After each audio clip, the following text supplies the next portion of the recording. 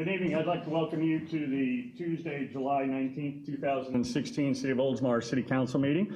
If you could please rise for our invocation and our pledge. We'll be led by our City Attorney, Mr. Tom Trask, and our pledge will be led by Taryn from the Boy Scouts. Heavenly Father, as we strive to serve the people of Oldsmar tonight, we struggle with the violence that is occurring worldwide, such as the violence that has recently occurred in Dallas with the deaths of 5 officers, with the deaths of 3 officers in Jefferson Parish, Louisiana, the death of a police officer in Auburn, Massachusetts, the death of an officer in Phoenix, Arizona, and most recently over the weekend, 3 deaths of 3 police officers in Baton Rouge, Louisiana. We ask not for your concern for us, but for those men and women who face danger every day to protect us as we exercise our rights as free citizens of this great land. We ask that you protect them and give comfort to their families and their loved ones. This we pray. Amen. Amen. Taryn, if you can come on up, lead us in the pledge. Go ahead. I pledge allegiance to the flag of the United States of America and to the republic for which it stands, one nation, under God, indivisible, with liberty and justice for all. Thank you, Taryn. Go to the podium and tell us a little bit about yourself, what you're here for tonight. Your name? Taryn Gold, and I'm from PAC 475, and I'm getting stuff signed off from a merit badge for tonight. What badges? What are you getting tonight? I think it's citizenship in the community. In the community? Yeah. Did they promise you might see a fight or something tonight or anything? No, they didn't. I didn't know how we had to behave or not. So first time doing this for tonight, so I'm excited. Good. Thank you. We're glad you're here. Thank you. And we don't fight, by the way. What? You throw gavels, that's about it.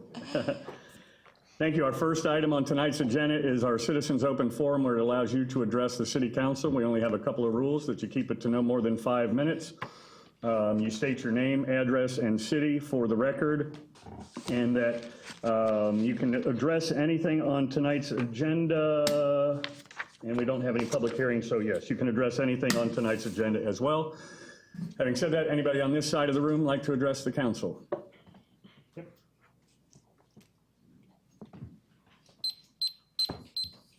Good evening. I'm Lori Reinhardt. I work over at Oldsmar Elementary School, so I don't know if you want that address or my home address. Anyways, I live here in Oldsmar on Waverly Street, but I work over at the school. I'm the family and community liaison over there, and we've worked closely with the city this past year, and I have some exciting news. We have a new principal coming to the school.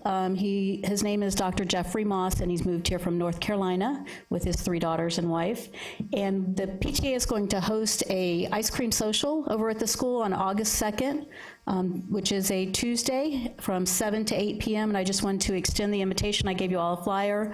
If you would love to come out and meet him, I'm sure he would enjoy meeting all of you. Anyone in the community is welcome to come as well. And if you want to just RSVP to the email address for the PTA on there, or you can call the school and let them know that you'd like to attend. And we'd love to see you all out there. It's a Tuesday. It's our council meeting night. I didn't check with you first, did I? I know. I was just looking at it. I was like, oh, I think that's a Tuesday. So, yeah, unfortunately, we won't be able to be there. But we'll definitely try and make it a point. I will to come by and meet him. So. Good. I'm sure he would love to meet you. Okay, thank you. Thank you. Anybody else on this side of the room? Anybody on this side of the room like to address? Oh, I'm sorry. Yep. Is this time also, even though we can speak on behalf of what's on the agenda? Yeah, you can do that. Even though it's not in order? Right. Go ahead. We know there are some people for agenda item, is it 7? Whichever number it is. Number 9. Number 9. So they can speak at that time, or you can do it at this time. That's fine. Okay. My name's Mary Weiss, and I actually live on the Tampa side of Racetrack Road, but I have... Your address, please? It's 8425 Racetrack Road South, okay. So Tampa. But I have no connection with the pony farm. I'm just a neighbor. So, and I've been there for about 18 years, and I I've worked in Oldsmar. My kids graduated from Oldsmar Christian. All the sports have been Oldsmar. A longtime member of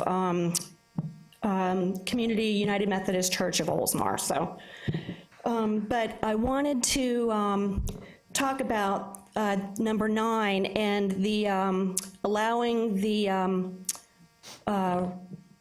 preserve to be reopened for the horses. I was presented a proposal back in 2004 to the city council, and I think, Mr. Haddock, you had responded at that time. I'm not sure if you recall it, but it talked about having a membership, an annual membership for residents that wanted to use the park. Does that sound familiar? Well, I don't recall that specific detail, but that's okay. Okay. Can I read my proposal? It's just a few ideas, or would you rather me email it to you? You have 5 minutes, and the only reason I caution you is because Okay. in the Citizens Open Forum, we don't really get into a lot of dialogue. We tend to do that as an agenda item. Okay. So, but go ahead, you're more than welcome to do whatever you want with your 5 minutes. It's just an idea of creating kind of like a annual membership for the residents who want to belong. And I even had I mentioned Mr. Trask in it, that he could review it for any type of legal review, but it would be like a $25 membership, annual membership. It would take care of like locks on the gates, so only those that would be part of it would be allowed to go into the park. If Mr. Gort did want to decide to be a part of it, of course his membership would be a little bit different because of the amount of use.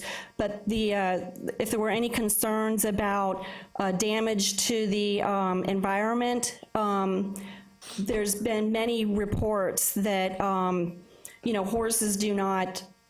They don't provide any their manure damage. It's all natural. It's grass. So, but we've got. I even included a scientific study back a few years ago with my submission of the proposal. But I talked about that the gate would be closed. Only those that would have the key would be able to use it. And I know that there's others here that, wanted to speak on behalf of it. So if you had any questions, I would still like to submit it because it is in more detail. Okay, you can give it to our deputy clerk or our city clerk, whichever, or if you want to email it to either of them. Could I email it? Okay. All right. Thank you. They've got, I don't know who's got contact information. She's got contact information and our city clerk.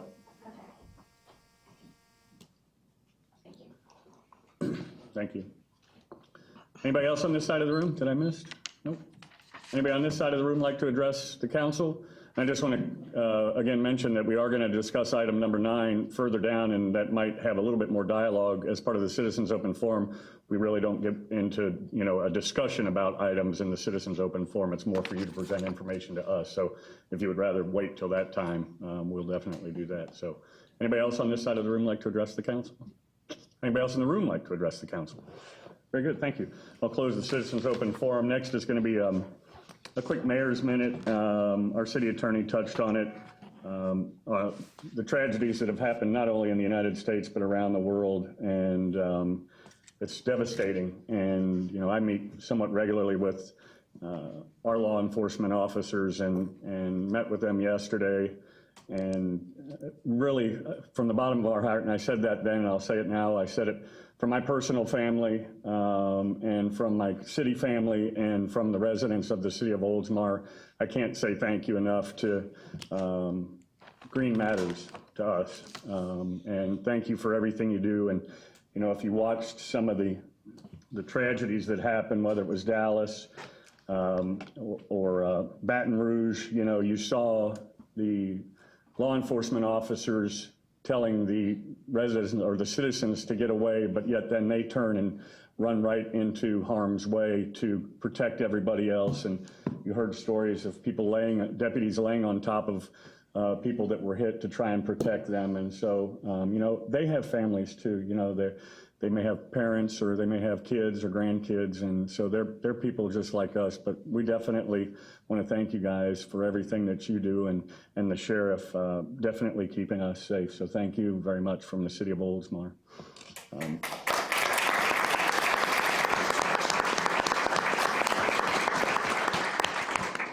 And also, I want to say thank you to our CPO, Don Clace, if he could stand up. Where's he at? Don, I want to thank you again. He's been with us about 2 years, and you are moving on. Congratulations. You're going to become a corporal, but you will still be in North County, and now you'll get to attend our events in civilian clothes instead of work clothes. And if you could come on up and say a few words, that'd be great. Sir, good evening. Good evening. Don Clace, Pinellas County Sheriff's Office, until Sunday, Oldsmar Community Policing.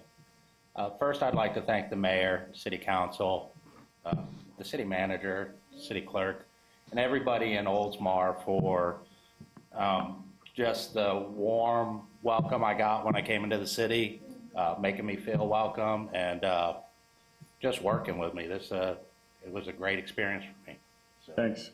It's great when, you know, you guys all came up to introduce Aaron the other day, and, you know, that we can laugh and joke and find out that you're afraid of frogs and things like that, you know. Yeah, yeah. He's a big tough guy with a gun. Yeah, frogs are definitely. Frog landed on his head and he screamed like a little girl, right? Yes, it did, yes. Yeah. But thank you for everything that you do, and we look forward to a continued relationship in North County, and I think some of our traffic people will be reporting to you. Is that correct? Is that? Somehow you're going to be affiliated with us. Actually, the 2 patrol deputies that work in the city on a regular basis during the day shift actually fall into the squad. Right. That I'll be working with. What that you'll be working with. Perfect. Awesome. So, well, thank you. right. We will miss you. Thank you. And after this, you can watch him on the highway now, and you can pay him back real quick. As long as he doesn't have any frogs in his car, I'm good to go. Thanks. Thanks, Don.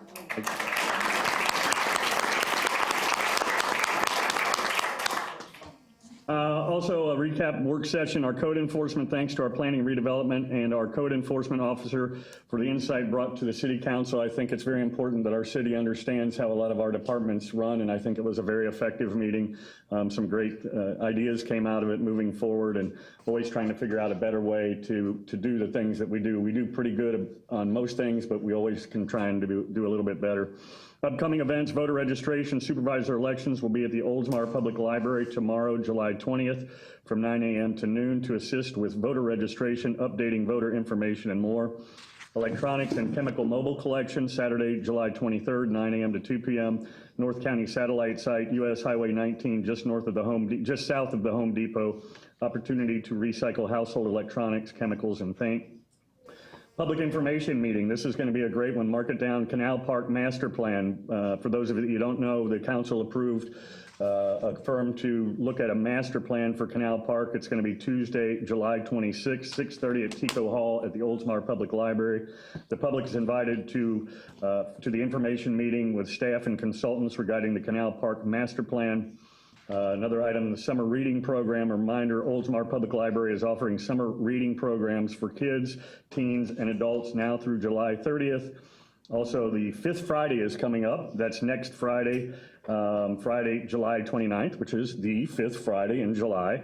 And it's 5 to 10 p.m. at R.E. Olds Park. Caribbean Carnival music by Jafari and Soccer Boys. Soccer Boys, the old Soccer Boys. I was just checking to see if you knew what that was. So, They're and good. also this isn't on here, but with the latest craze, and I've seen a lot of horror stories with the new app of Pokemon. Please be careful.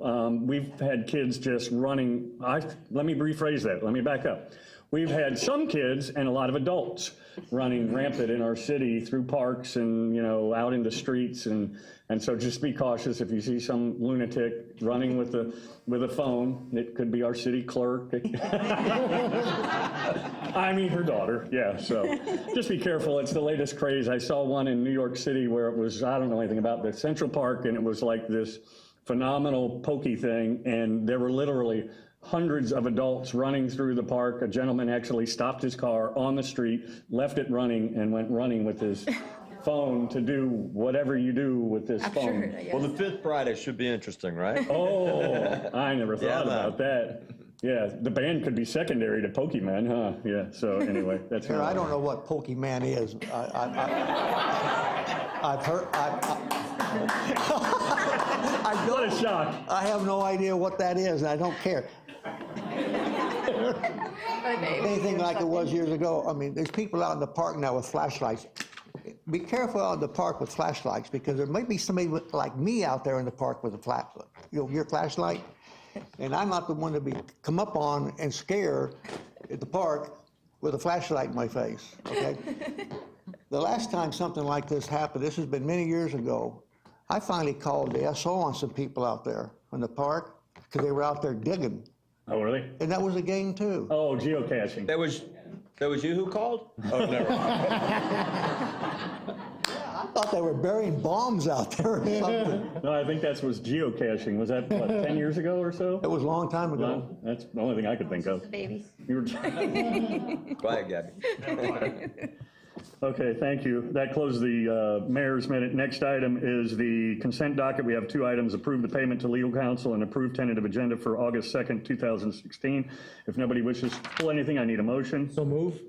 Second? Second. Motion and a second. All in favor? Aye. Aye, passes 5-0. Thank you. City of Oldsmar, presentation of the Council Manager Award, and Councilmember McGee, that is you.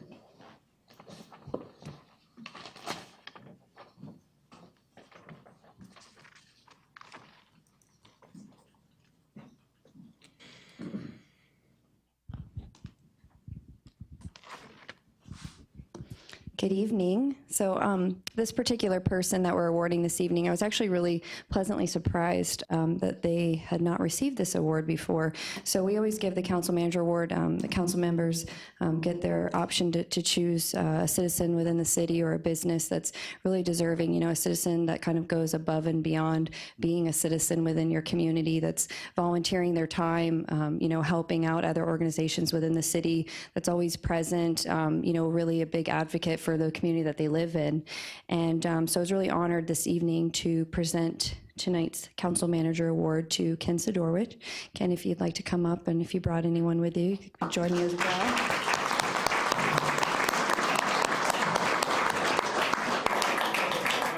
They give you that award, presented July 2016. So I have a little bio on Ken, just for those of you that aren't familiar with him. Probably many of you are.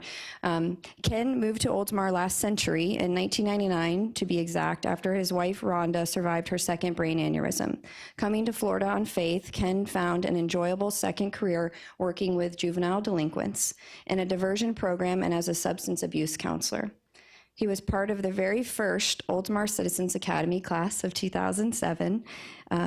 He has served on the Leisure Services Advisory Board since 2008.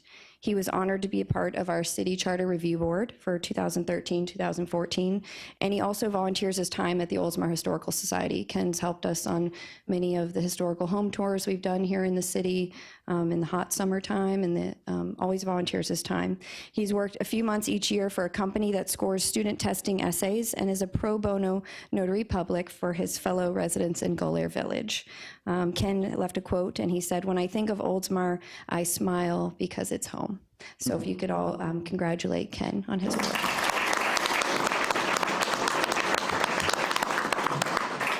Just say thank you, and those that volunteer do know that volunteers always receive more than they give. So thank you.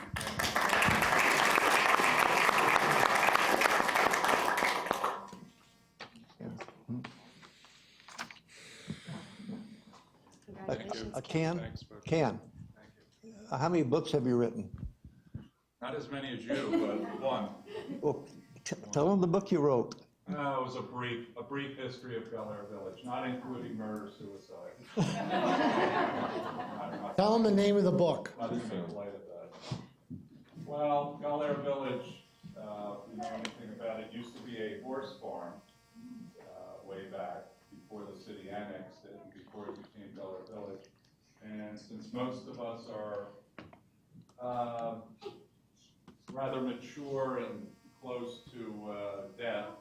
I subtitled my book, you know, The History of Bel Air Village, but the subtitle was From Horses to Hearses.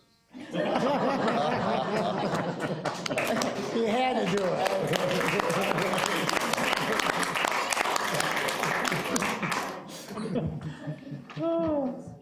Thanks, congratulations. Next is the presentation of employee service awards, and that'll be done by our city manager, Mr. Bruce. Thank you, Mayor. There are 2 awards to present tonight. They're both for 10 years, so I flipped a coin. The first award is presented to Kyle Riefler.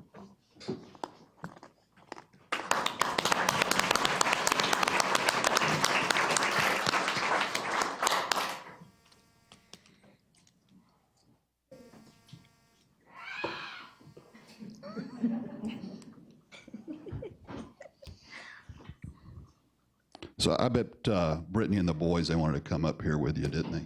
They do. I thought so, yeah. So this is in recognition for 10 years of service to the city of Oldsmar, presented to Kyle Riefler, 2006 to 2016. And I'll let you introduce them. All right. This is Caden. He is almost going to be 8 years old. Wow. And then down here we got Brendan, 4.5. And then this is my wife, Brittany. We're glad all of you came this evening as well. So there's a check that goes along with this, Kyle. I'll hand that over to you. You take the service award as well. Kyle works in the Leisure Services Department and worked in Leisure Services for 10 years. I don't remember, what was your first job? Recreation coordinator.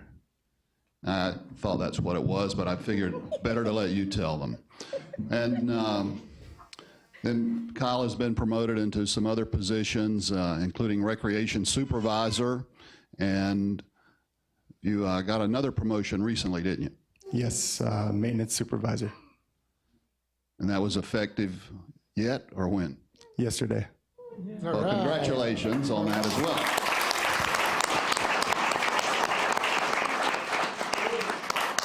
That turned out to be a pretty good anniversary gift as well. So congratulations on 10 years of service to the city of Oldsmar. We appreciate all the work that you do and your involvement in developing and carrying out recreation programs and special events. You know, we have a lot of great events during the year and many people enjoy them, and it's because of the hard work that you and the staff does that makes those events successful. So tonight we just have an opportunity to say thank you, let you know we appreciate what you do. Congratulations on the 10-year anniversary and on your promotion as well. Congratulations.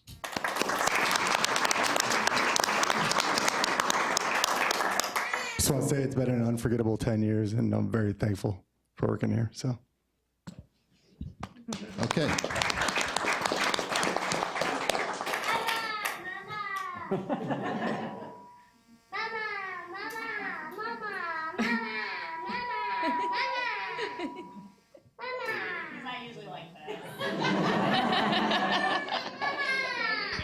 Likes the camera.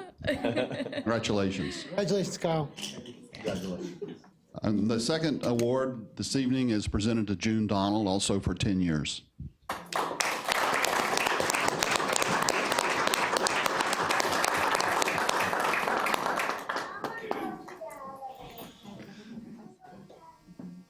And I know that you brought your family with you tonight. I'll let you introduce them, June. Okay. This is my husband, Dave.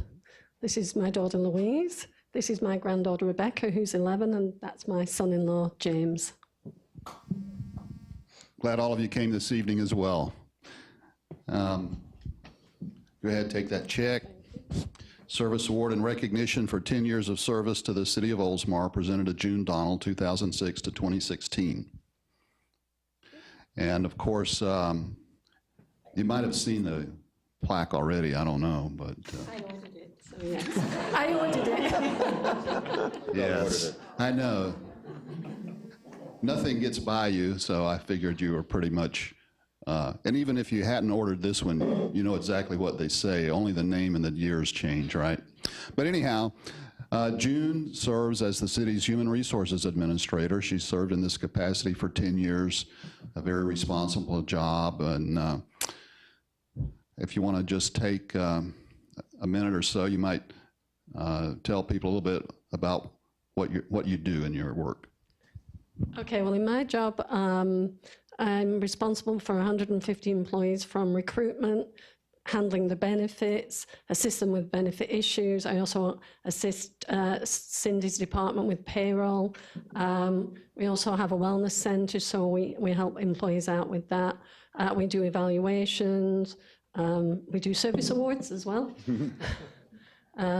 So just a multitude of tasks within HR. That was the short version. So, but yeah, it's a lot of ground to cover. June has one part-time assistant that works with her, but taking care of the needs of 150 employees is, of course, a big undertaking. And you really excel at that job and provide great service to the employees, and that's something that we wanted to commend you for. And I'm happy tonight we can recognize you on your 10th anniversary to let you know we appreciate the work that you do, and it's an opportunity just to say thank you and happy 10th anniversary. Thank you. I just want to say thank you to the City Council, to Bruce, the City Manager. But I have to mention my boss, who challenges me every day, Al Braithwaite. And also I mentioned to Cindy Neno, who's here from Administrative Services, who without her I would have probably pulled my hair out many times over spreadsheets, but I plagiarize all of hers, so it works out okay. So I just want to say thank you. And I love working here, and it is a great city, and I'm really appreciative of this. Thank you.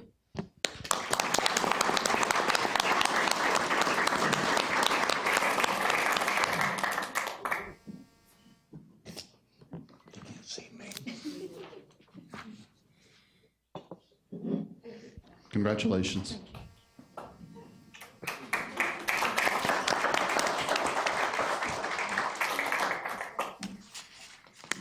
The next item is the presentation of the Homer Brunson-Ward Schrecengost Award, and I will be doing that, and we'll run a little video to tell you what it's about.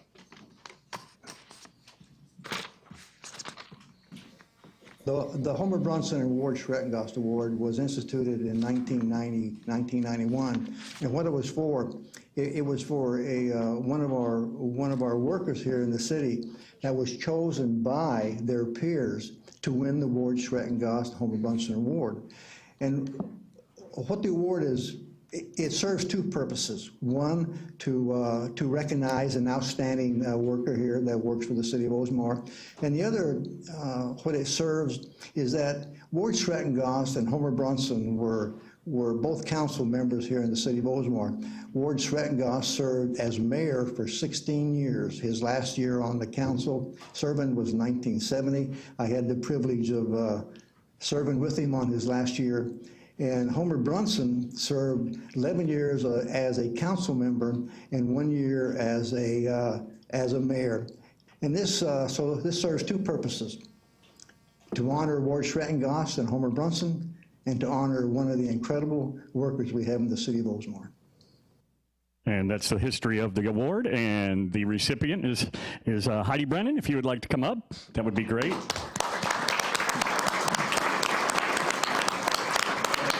As nominated by our peers. Hi, good to see you. How are you?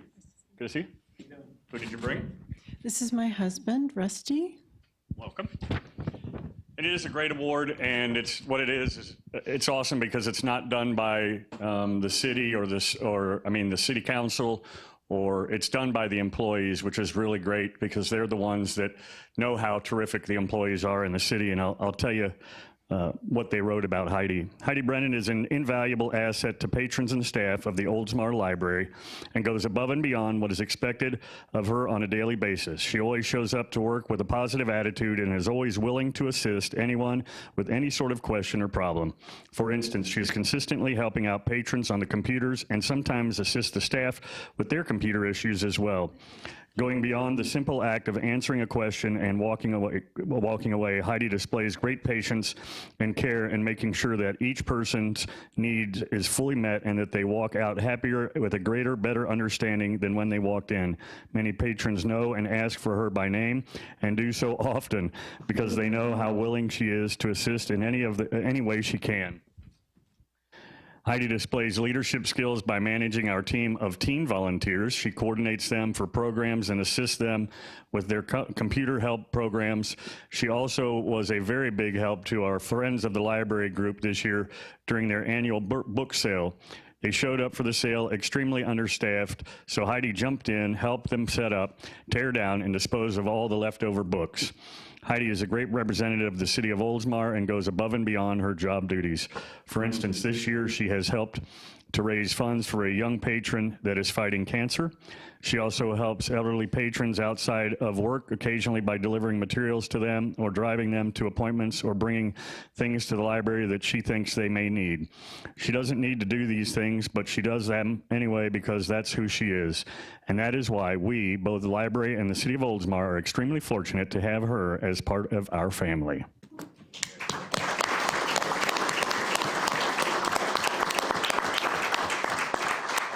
There's a check for you, and you also get a day off.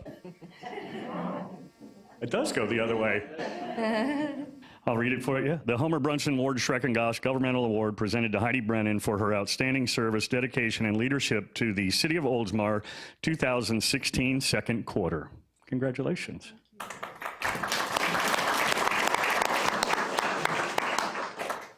I just want to thank my boss, who's the best boss in the world, Susan, and my other coworkers. They're all just as good as I am. I just think that's funny they put all that stuff on there. But anyway, I love my job, I love my coworkers, and I love working for the city of Oldsmar. You guys are awesome. Congratulations. Congratulations. I say that because as I was reading it, I'm thinking, I bet she has no idea what's written. You don't know, do you? You have no idea what they write, do you? I found it on my computer like yesterday. I printed it off. And I went to Susan, I said, did you write all this stuff? Oh, way to cover up your tracks there, Mrs. Clinton.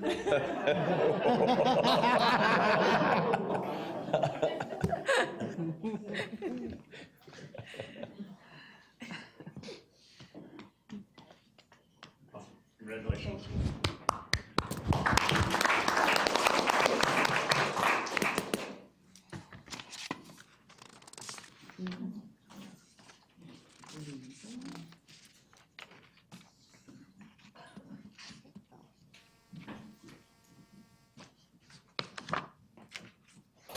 Hi, and our next item on the agenda is consider moving Dale Renbjor from alternate member to full member of the planning board. He's out there. Oh, come on, if you want to come on up. No? We have met you before, but we do thank you for coming. That way the council can see you and just acknowledge that we appreciate your efforts that you put in. Some of our boards are a little more difficult. I'd like him to come up, Yeah. actually. Yeah. Yeah, so There you go. everybody else can meet him too. Yeah, so we can see you on TV. And I think I pronounced your name right, did I? No. Bjor, that's what I said, Renbjor. What did I say? So I wouldn't come up. Oh. You cannot get my name right. I know. Can you get mine right? Yes. Okay. It's not fair. How you guys doing? Good, Mayor, great. Council? Good to see y'all, because we were on the Board of Adjustments together. Oh, okay. Are you still on the Board of Adjustments too? Yes. Yeah. We never meet, but I'm on. No adjustments? No The adjustments? only meeting I've been to all year. Had great attendance on You that made board. me. Thanks. Does anybody have any questions of Dale? We do appreciate you, spending your time, and people's time is valuable, and we really appreciate you when you do things because it really makes us a better city. I say that at the volunteer dinner, and it's about the volunteers, because we can't have enough staff to do the things that you guys do. So I do want to say thank you. Any other questions? If not, I need a motion. And your wife, did you finally convinced her? Because I know there was some question there about convincing her to be on the Board of Adjustments. See, now I see the way you're working this. She said I can't run for council ever again. Oh, Okay. ever again. Ever. There was no gray area. No, that's it, so. Great. But I'm glad I gave you the opportunity to mention all our volunteers. Gave you the opportunity. Thanks, thank you. Thank you, I need a Dale. motion? So moved. Second? Second. Motion and a second, all in favor? Yes. Aye, thank you, thanks, Dale. Our next item is a proclamation which I will read, and it is the Purple Heart Day proclamation. Whereas on August 7th, 1782, then Commander-in-Chief of the Continental Army, George Washington, established the Badge of Military Merit, which was awarded to only 3 Revolutionary War soldiers for brave military service. And whereas on February 22nd, 1932, the 200th anniversary of George Washington's birth, President Hoover revived the Badge of Military Merit as the Purple Heart. And whereas the Purple Heart is specifically a combat decoration and is awarded to members of the United States Armed Forces who are wounded or killed in combat, and whereas it is estimated that at least 1,900,000 Purple Hearts have been bestowed upon the brave men and women of the United States military, and whereas the city of Oldsmar has a large, highly decorated veteran population, including many Purple Heart recipients, and whereas Florida is proud to be home to a large population of active duty service members, veterans, and their families, and is committed to serving all those who have courageously defended our country. And whereas the city of Oldsmar appreciates the sacrifices our Purple Heart recipients made in defending our freedoms and believes it is important that we acknowledge them for their courage and show them the honor and support they have earned. Therefore, I, Doug Beavis, Mayor of the City of Oldsmar, Florida, do hereby proclaim August 7th, 2016 as Purple Heart Day in the City of Oldsmar, and encourage the citizens to recognize the heroic service of all who have received the Purple Heart and show their appreciation for the sacrifices our Purple Heart recipients have made in defending our freedoms, to acknowledge their courage and to show them the honor and support they have earned. Dated this, the 19th day of July, 2016. Doug Beavis, Mayor of the City of Oldsmar, and I don't believe He's not here. they're not here, so we will make sure that they get that, but we wanted to read that into the record, so thank you very much. Next is our city attorney. Do you have anything? Nothing today, thank you. Thank you. Next, city manager. Thank you, Mayor. Item 8, consider proposed millage rate for FY 2016-17. The proposed millage rate for next year is 4.05 mils, the same as the current rate. The city's taxable value increased approximately 5.6% 2016 compared to 2015. And as part of the budget adoption process, the adoption of a millage rate is part of that process as well. Next month, the property appraiser sends out notices of proposed taxes to every property owner within Pinellas County. And this millage rate that would be certified to the property appraiser this evening is what would be shown on those notices going out in August. Subsequent to this meeting tonight, there will be budget work sessions and public hearings in August and September. The council could lower the millage rate, but you could not increase it from what we certify to the property appraiser for the trim notices. If you have any questions, I'd be happy to respond to those. I recommend that we certify to the property appraiser a proposed millage rate of 4.05 mils. Thank you. Any questions? Mayor? Yep. Comment. I think it's worth commenting that this is the 26th year that the city of Oldsmar has not raised the millage rate. In fact, I think that's, of those 26 years, 4 of those years, the city of Oldsmar has lowered the millage rate. And I think we're probably one of the only cities in the county that can hold and. I was going to read that, actually. It says from 1988 to 1997, the millage rate was 4.75. From 1988 to 97, I'm sorry, and from 1998 to 2005, we lowered it to 4.65 mils. In 2006, the millage rate was lowered to 4.6 mils. In 2007 to 4.0722, and in 2008 through the current time, if approved, at 4.05. So that's pretty incredible for the city of Oldsmar and the residents. So in times where you hear discussions of millage rates, and I do when I meet with other mayors, of millage rates going up, that's great. So I don't know how long we can continue it, but I think it's a great thing. So, well, I think it's interesting that when you go through the history of it, when all the cities were forced to lower their millage rates, the fact that our millage rate was already set at a fairly reasonable position, it had very little impact on us when that happened. Right. So you hear all the, We were one of the few cities in the city, we were one of the few cities in the state of Florida that was not impacted. by that big change. By And it's that. because we've been conservative with money. And Yeah. I mean, the reality of it is the property values, the assessed values are going to go up, so there'll be an increase in revenue. However, from a competitive standpoint, the city continues to be frugal with the money, and it's a good opportunity to reserve some more. We'll Great. get into that at budget meeting. Any other discussion? If not, I need a motion. So moved. I'm sorry. Can I get a second? And we can Second. Second, motion and a second. The city council takes all the credit for this, and they deserve some of the credit. But the biggest part of the credit goes to the management and the staff. The team, yeah. That's it. Oh, okay, thank you. Any other discussion? If not, all those in favor? Yes. Aye. Passes 5-0, thank you. Anything else?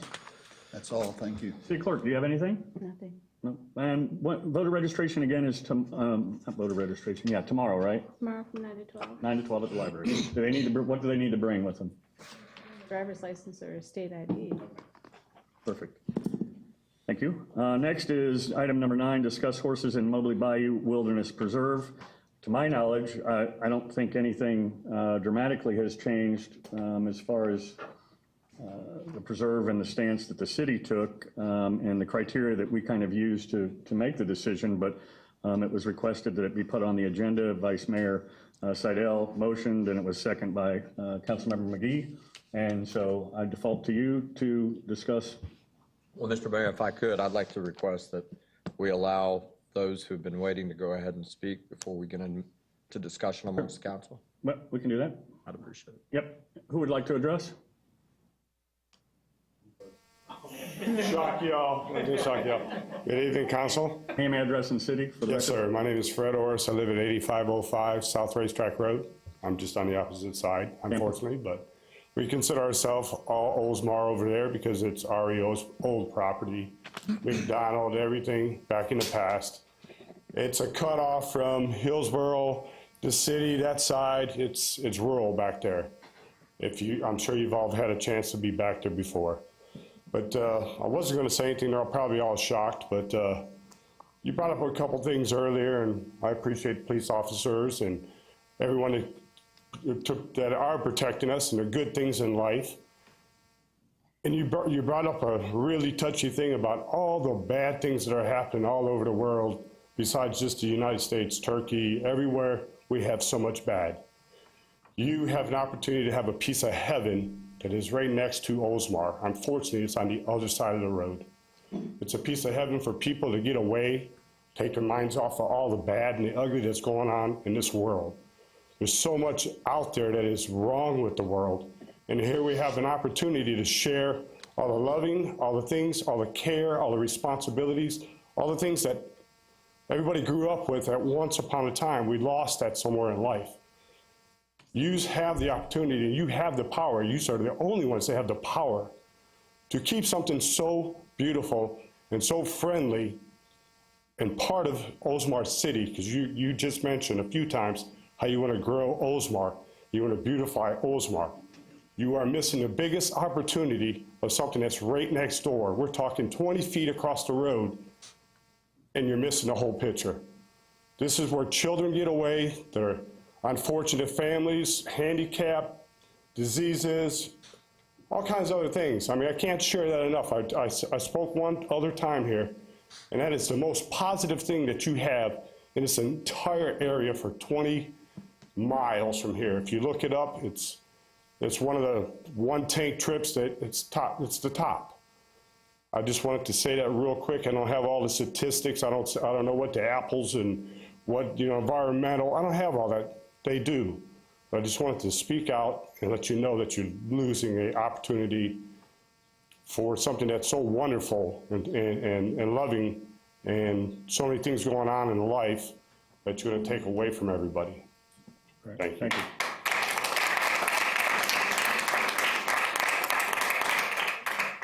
I have a slide presentation. Sure. Do we have it? I have it here.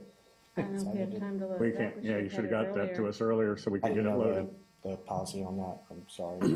Yeah. Is there a way to load it still or no? No, I mean, we're rolling tape and. Okay. it's a- That's fine. Yeah, we would have done it. Didn't know. No problem. On to the next round, I guess.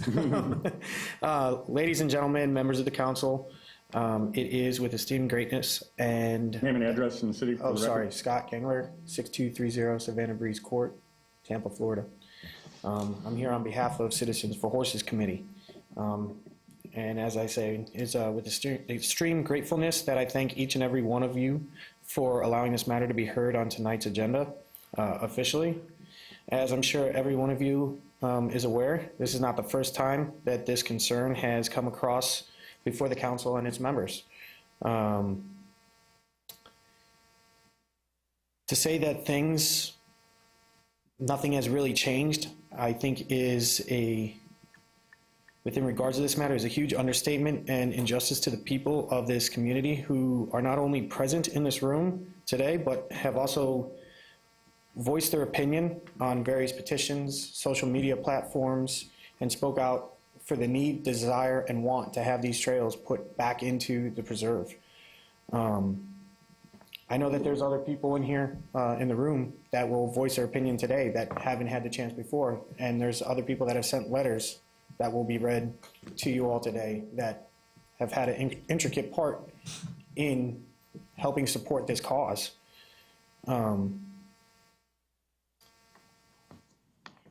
It goes nonetheless to say that horses are a staple of this community.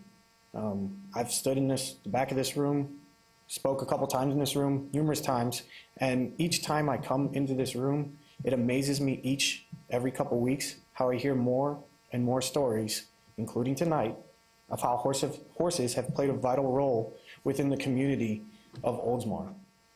To include the racetrack in 1926, which was one of the very key points is what helped Oldsmar survive when various bridges were put in, to the first McDonald's being decorated in horses, to a city that had a horse farm within it that now carries people out in hearses, I guess, according to the book. I don't need to keep going on and on about the history, as I'm sure Mr. Bevelin is more aware of the history than myself. He's been around a lot longer and lived in Oldsmar a lot longer than myself. As far as environmental concerns, horses are considered light impact on trails. They're considered to be one with nature. They are considered a prey animal, which is why their eyes are on the side of their head. You can actually ride a horse up next to a cougar, deer. I'm sure, again, Mr. Bevelin's done that numerous times in the mountains that he's ridden next to the horses. As far as the fecal matter in which they excrete, it's no different than that of a regular foraging animal. They are foraging animals. They eat grass. The nitrogen, the phosphorus, all the things that we consider to be toxic, at one point in time were considered to be a form of fertilizer, and actually organic gardens are now reoccurring back to pure forms of manure for fertilizing their crops. We used it once before. Oldsmar was a community that was built on a farming based to attract people to come down. There was horse farms, there was cattle. Horses were first brought to Florida in 1597 by the Spanish, and we have a Florida cracker horse that has been identified as a Florida horse. That was a breed that was made. They've been here for over 4,000 generations.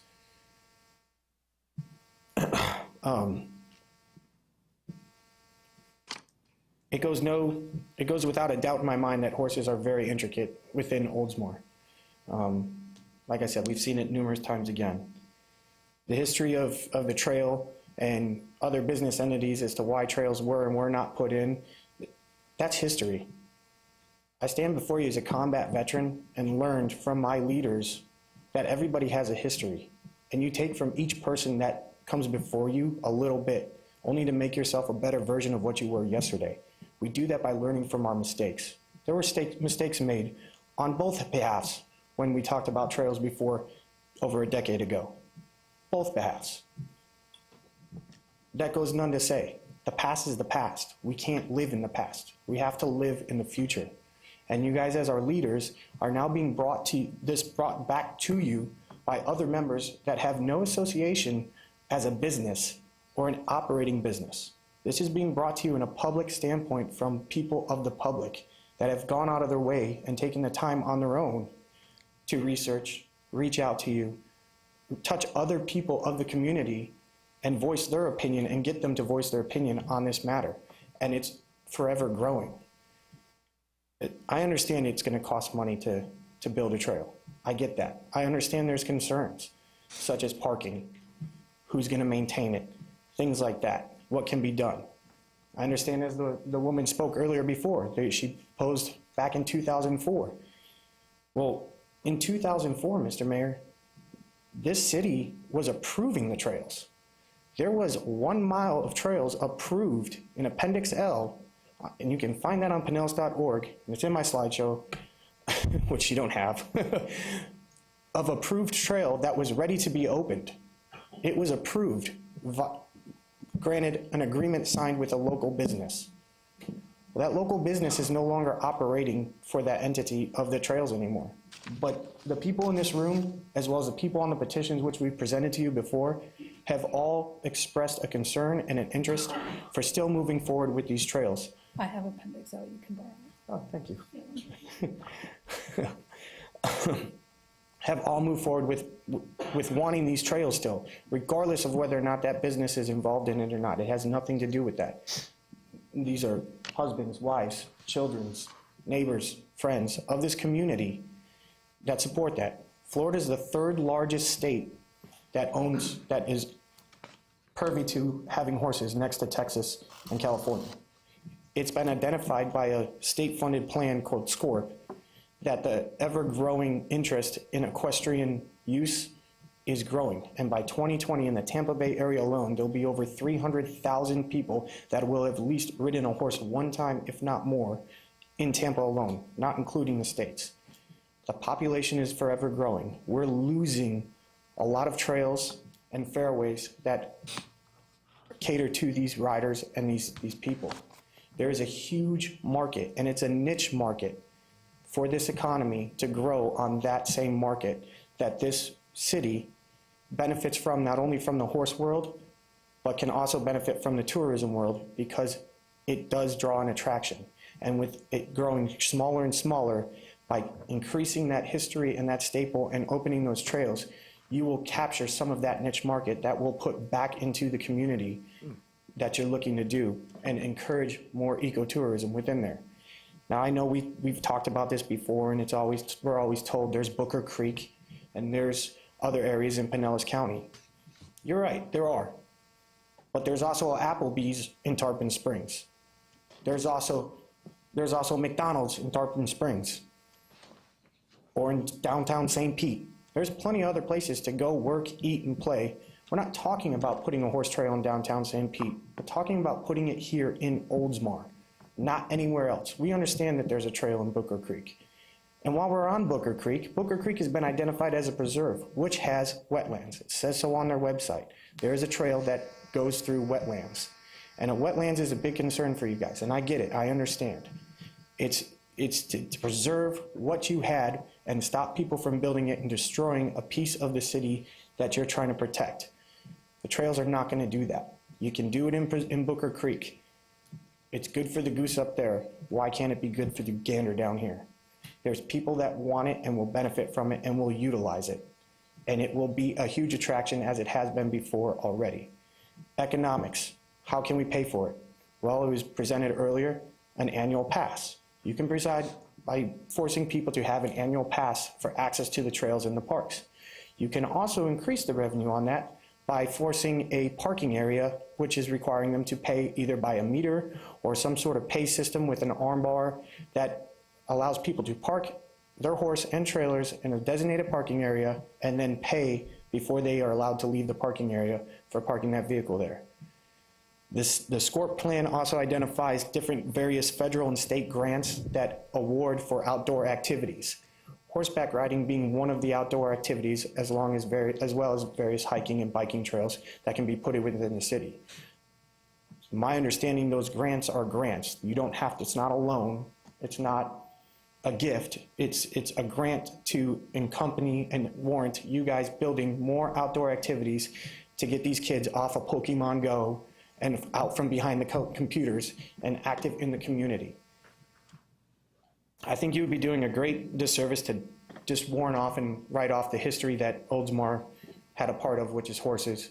And opening the trails would better serve the community by encouraging the horse community, which is a small niche community, to seek out trails such as Oldsmar. And by opening those trails, you'll achieve some of the goals that you're trying to do with encouraging tourism.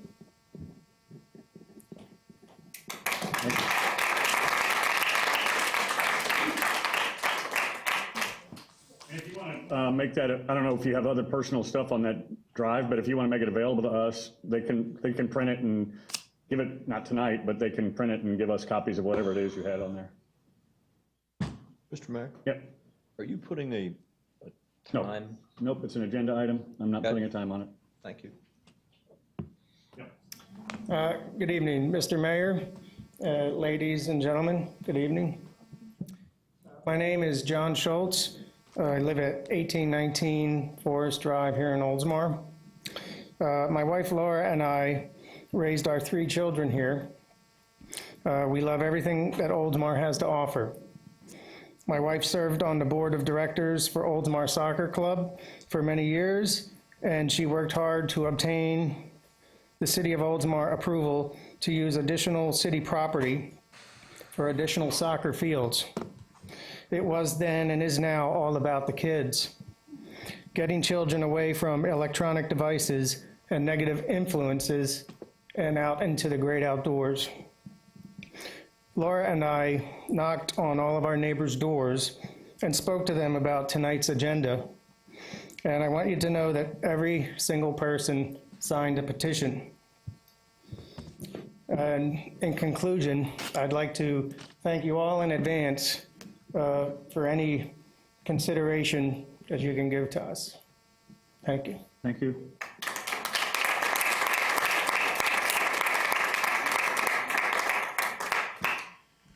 Next. Yep, babe.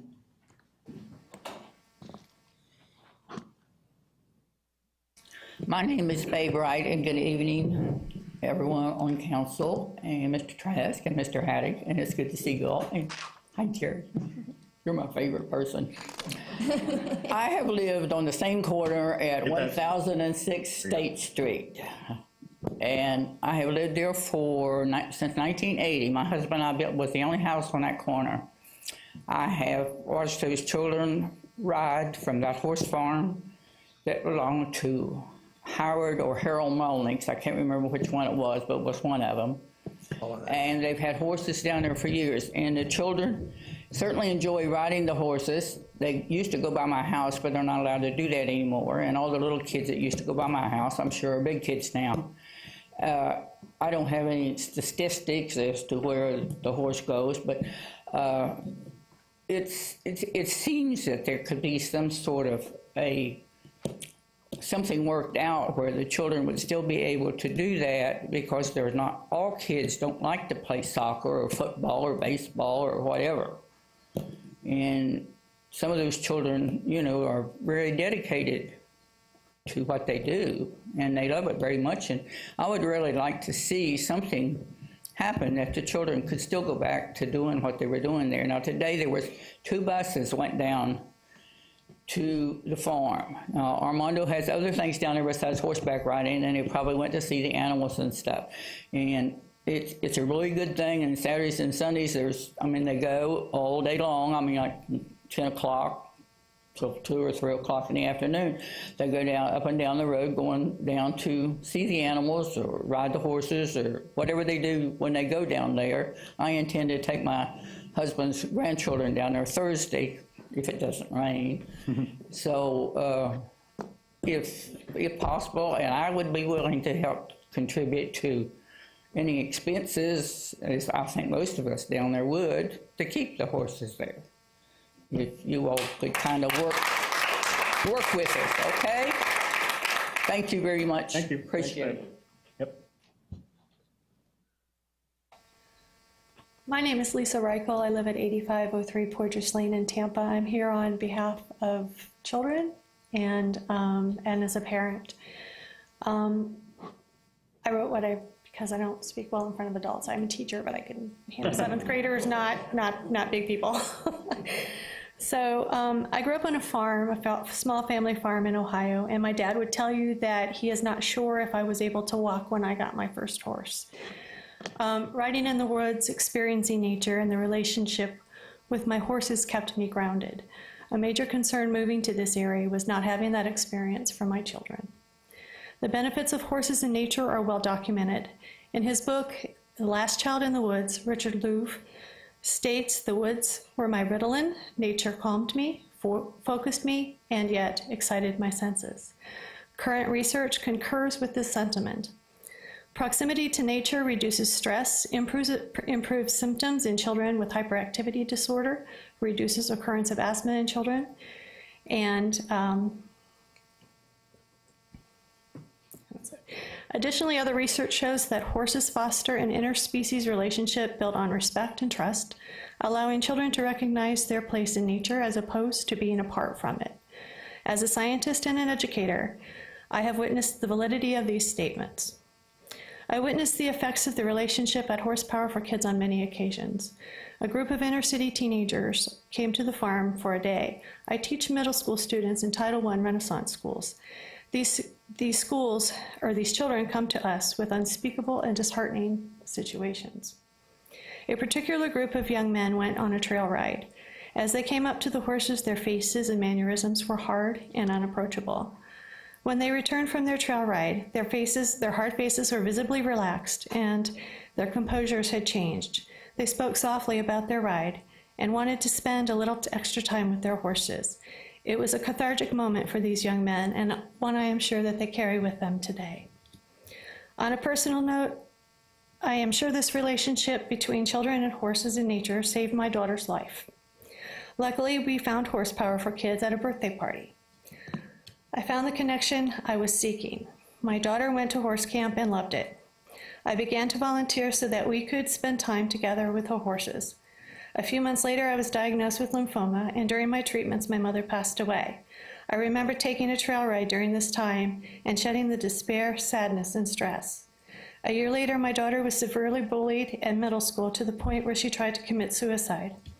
Armando was sympathetic and allowed my daughter to continue her volunteer hours and trail rides.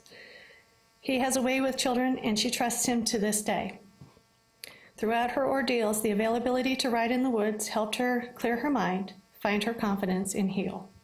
I'm glad to say that she is well and successful today.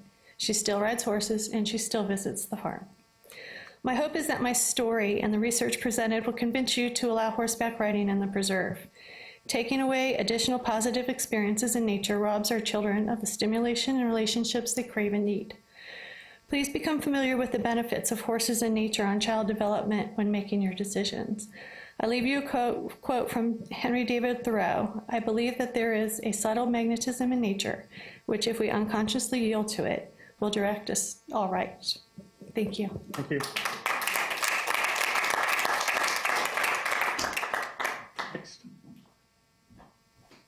My name is Diane. I live at 2590 Summit Street in Palm Harbor. Last name, please. Sachs. And I'm reading this letter on behalf of a very good friend of mine, Denise Bennett. Dear council members, my name is Denise Bennett. My husband and I own Equiforce, a thoroughbred breeding and training facility out of Chicago. For the past 20 years, we have been bringing our 25-plus racehorses to the Tampa Bay Downs for the racing season. My father-in-law, Gerald Bennett, the leading trainer at the Downs, also owning a training team, and has been bringing his 40-plus horses each year for many decades. I recently became aware of a small group of Oldsmar citizens desperately trying to encourage the city of Oldsmar to open a small part of the Mobley Bayou Preserve to horse trails. As it has been explained to me, the city of Oldsmar has an ordinance banning horses in their city. My fellow racing colleagues and I have been coming to the city of Oldsmar for decades, renting homes in the area for months at a time, bringing our jockeys, groomers, veterinarians, and the list goes on.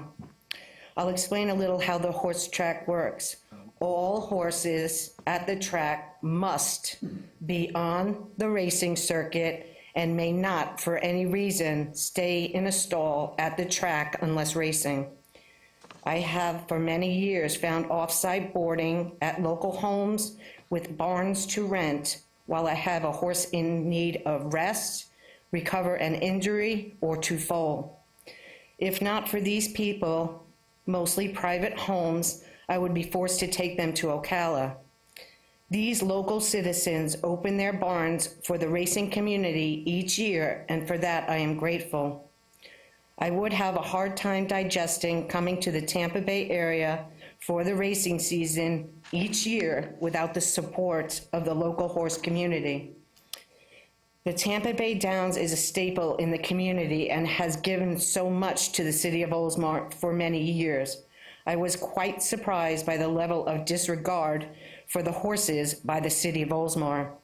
I just had no idea the city of Oldsmar would go to such great lengths to keep horses out of their community.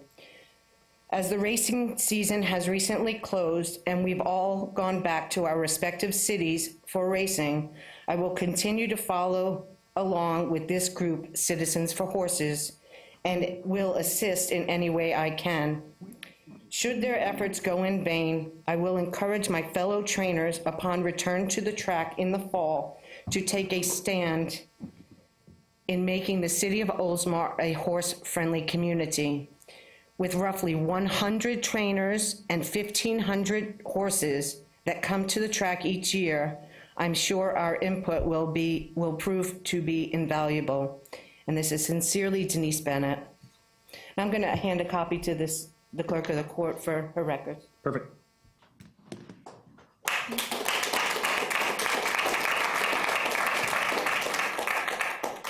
Anybody else?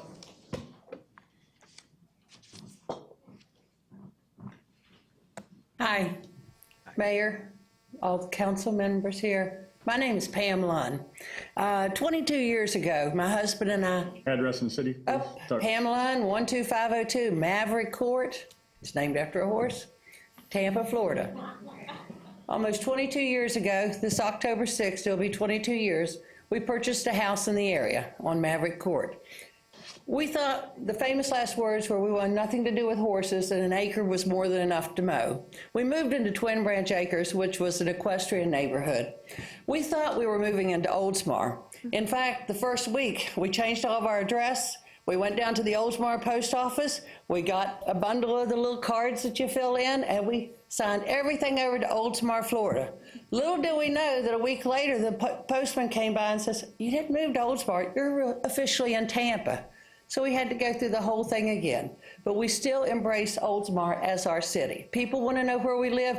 The east end of Oldsmar. I never tell them Tampa. It's the east end of Oldsmar. We love it here. We moved in when you had to go all the way out to Burger King at Curly Road to get something to eat late at night. Nothing else was here. I can remember renovating the house for 30 days and 11 o'clock at night is, where are we going to eat? We love Oldsmar, and we love where the people, how wonderful and warm the people are in the Oldsmar area. I do know of horsepower, but I'm speaking on behalf of the horse people of Twin Branch Acres. I ride in there. I've had up to 9 horses at any one time in there. When we moved in, the famous last words, we don't want anything to do with horses. The neighbors down the street got me on a horse 6 weeks after we were there. That's all she wrote. We used to bring the horses down, ride them across Hillsborough. I don't know why we did that. I was younger and stupider, about 20 years worth. And we would take them down to what I didn't even know it was called Mobley Preserve until all this came up. We would take them down there. We would ride the horses along the beach. We would go in the water. We'd swim with the horses. It was so wonderful. I just found out not long ago that this was being closed down. I have children. They're grown. They're in college. I hope to have future grandchildren one day. I would like to have that opportunity for them. I would like if my kids come home, my son was a horseman, I would love if he wanted to go down there and ride that he still had that opportunity to do it. We enjoyed it so much. Nothing works unless it's a win-win. And I know that there might be some personal prejudices going on here, and somebody says we don't want the horses, somebody says we do. But there's a way to embrace this and to work it together so everybody can be happy in this. Whether we do it for 2 or 3 days a week, that the horses can ride here, whether, you do it every day, whether we put together a 4-H group or a Boy Scout group that might want to come back and pick up if someone really has objections to the manure that is brought in by the horses. We have trails in Twin Branch Acres. Our trails go through the wetlands as well. We have no problem with the manure there. I have people that come to my house and still get my horse, and I have a goat farm, a goat dairy, the Dancing Goat up in Twin Branch, and it is my living. I am a farmer. And they come there, and Oldsmar Community Garden does it, and they come and get truckloads of the manure to take to the garden. It is clean, it's chemical-free, and it is natural manure rather than going and supporting Monsanto. I hope that we're not closed-minded in this meeting about this, and that not just the horsemen are being heard in this, but the entire community would be heard. It is an opportunity that we can offer to a lot of people, and it will embrace the city, that it is multi-directional, that not only do we have the zip line, which I have nothing against the zip line, but we can have other opportunities that bring more people in with more interest, and they spend more money within the city. I was looking on your mission statement, and it's to provide leadership, innovation, environmental stewardship, and excellent service in partnership with the community. Community being the important word. We want to embrace the whole community. I might not be a resident of Oldsmar, but I still think I am. Thank you so much. Thank you, and just for the record, and I know you're not part of their group, by the way, I just sold a house on Trotter in Twin Branch Acres, so I'm very familiar with the Twin Branch Acres and the trails. Did you tell them it was Oldsmar? Well, I hinted that they live next to a great city, so. But, and just for the record, we're not taking or closing anything. There have never been trails open to the public for 15 years, so it's not, we're not taking anything away that wasn't there to begin. I have to lock up this old lady then, because I trespassed. Looking for the record? No, I'm just kidding. Yeah, Deputy. Next. Yep.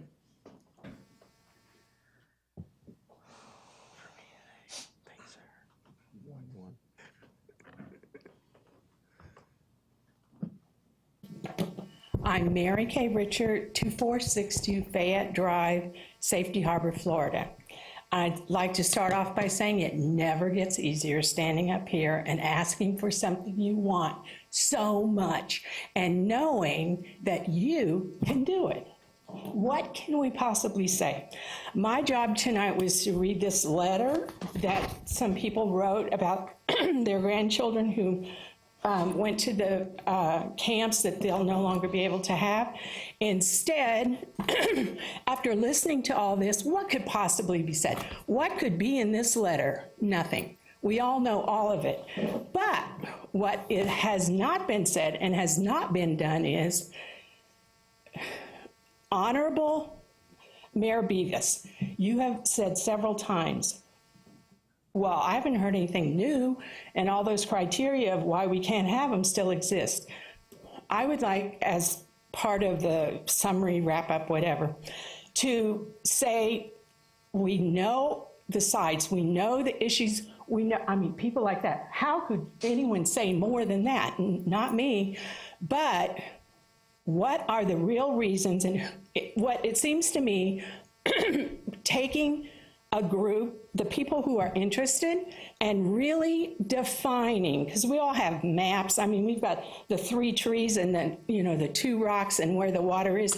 There are, I'm serious, we won't bore you with that, but we have them. But that, we all know that it's real reasons. It comes down to real reasons, like where can the horses go? What, can be done? And with all due respect, Mayor, maybe they weren't allowed for 15 years, but they surely have been there for more than that. And apparently no one got shot or, went to jail for it yet. The point is that we know there's a huge amount of support. And thank you, Mr. Beaverland, for all you did all those years and how it maybe didn't turn out the right way. But taking the information we have And Mr. Haddock, I don't know how in the world to ever convince you, and maybe we don't have to, I don't know. But I know that in that report, which some of us even know, like he was saying, what, appendix? Hello? We know the report, we know the appendix, we know the pages. At this point, if it comes to big picture macro, okay, and let's take it down to small picture maps and real reasons, starting with, and not tonight, but starting with, to really clarify, like you said that, well, we haven't really heard anything new. Let's go back and really make a real list. What are the reasons we can't have horses there, anywhere? If it's true and verifiable, then we could write it on a piece of paper. Not tonight. And we can do it in such a way that it meets the environmental people who we know them by first name. We're pretty well versed in that too by now. But the point is to take the citizens, and I think you've heard recently of some businesses. I mean, we're not just talking people that want to spend Sunday afternoon in the woods. I mean, we're talking businesses, we're talking money, we're talking supposedly like what the big goals are. And no one denies that there have been, trash thrown or whatever. So if you have horses in an area like that, of course you have to have rules. We have rules at the park, we have all sorts of things. But start there. Start with a list of, okay, why can't we have horses at Mobley Bay? Start with that list with the people who are interested, where they could be and how we could meet those. And even though I might not want to say this, Mr. Haddock, I understand you have a point about the environmental stuff. I get it. I really do. And that has to be in there. And it's not just like, let's go have a rodeo in the woods. It's let's have a real place for riding the horses. For all those people who live there, who bought this land, who do all of that, for all the kids. And I didn't even read this 3-page letter that was my job from somebody, a parent, or actually a grandparent who wrote it. But I think surely at this point, you have enough evidence that says there are legitimate reasons to have horses in Mobley Bay. Where and how and under what circumstances and who pays, and is it, whoever says Reeves, the definition, is it a park, is it a vendor, is it a rodeo, whatever. We know that there are real specific parameters that have to be met. Okay, we can't meet them here with letters and talking back and forth, but you have workshops all the time, and you know that we have people who would be willing, if we get that list. I'm sure it's not like a 1.5 hour thing, but start with the list. Why and why can't we do it? Why are they absolutely forbidden and, some sort of evil presence there? Start with that list. The other list is, what are the rules? What are the parameters? What are the considerations, like insurance, like liability, like expense, like throwing things, where it doesn't belong? Take those 2 lists and put over the top of it all the people who have interest in it. Start with the business owners, the residents, and the homeowners, and then add in the kids. And it's just impossible to believe that we can't do that, and that there's not enough evidence that says it's important. Do you agree, Mr. Haddock? Do I agree that it's important? Yes. No. I didn't mean to put, oh, shoot. I shouldn't have put you on the spot, and I'm sorry about that. But in all truth, though, those lists, why not? What needs to happen and what needs to be met, and it's not in the old studies. We know that, and we've moved way on. But as a summary from tonight, to move forward with that, and some people from the council who are willing to meet with Citizens for Horses or citizens, somewhere with the goal of finding a way to have horses in Mobley Bay that it meets these criteria. That's what I would like to propose. Provide that to the clerk. We may have already gotten a copy of that. I know I've gotten a ton. What I said? No, we have a copy of that. Yeah. Did you write that all down? No. In fact, I don't even want to hear it again, ever. Yeah. What? We're going to send you the DVD of it. The truth is, I listen to your videos to Ours know is what's way going better on. than Safety Harbors. Are they? Yeah. Well, it's, anyway, Just because this that is a was- letter. No, I yes, know, that's what I can. mean, provide it to her and. Yes, and it's from a citizen. And we may have already gotten it, but she'll make sure Okay. that we get a copy of it. Thank you, and you're funny. And you're funny. I don't want to be funny. I'm going to write the horse. I know. And Mr. Mayor, can I just comment on something? Because a lot of people are addressing the city manager. He doesn't have a vote, right? So it's kind of unfair to like put that right on him, keep asking him I'm things. sorry, Mr. Haddock. He might not have a vote, but we all know he is a powerful person in this city. And we Well absolutely respected, know absolutely. people listen to him. And we know that he's the one that if anybody had to stand up and cite chapter and verse, what page of the environmental on, who said it, when they did it, what the cost was, beside, I'm we well know. aware of Mr. Haddock's knowledge and everything else. My point was that it's kind of unfair to like Mr. Haddock, when ultimately if there's a motion made, Mr. Haddock is not going to be the one voting on it, but he certainly is a very reliable, trusted I know. resource for all of us. Yep. So. And Mr. Seidel, I'm aware you can vote, and I didn't mean to be in any way rude or assume that other people didn't know. And it's just that, I'm not offended. okay. Me either. He's not either.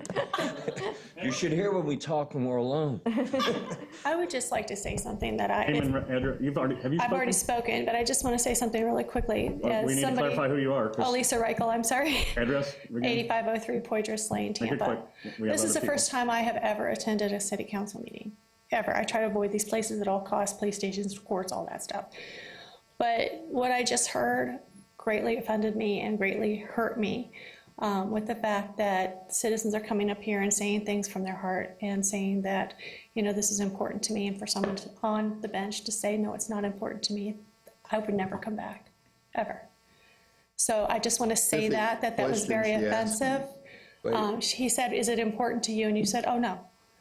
No, that was a specific point she was Okay, asking me well, about. I took it as it was this topic is not important Yes, one to you. specific question, Okay, not the all right, whole entirety okay. of it. I just wanted to make sure because I was very offended by that. Yep. Okay, thank you. Next. Anybody else like to address the council? Okay, at this, oh, sorry, yep. All right, no problem. I'm probably on the wrong side of the tracks here, but my name is Larry Wallace. I'm at 414 Arlington Avenue East. Good evening, ladies and gentlemen. Oldsmar? Yep, Oldsmar. You know, personally, I don't have anything against horses, but I do a lot of hiking throughout Florida, and anytime I'm on a trail that has horses, it's messed up. It's really messed up. It ought to be places where horses can ride, but not in Mobley Bay. It's too delicate over there. It's too sensitive. I like hiking over there. I go walking over there 4 or 5 times a week, and I hate to see horses in there. That's all I have to say. Thank you. Thank you for your time. Anybody else? All right.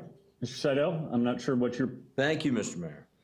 And thank you, everyone, for coming out. Mr. Mayor, I'm going to, the reason that I added this to the agenda wasn't just the passionate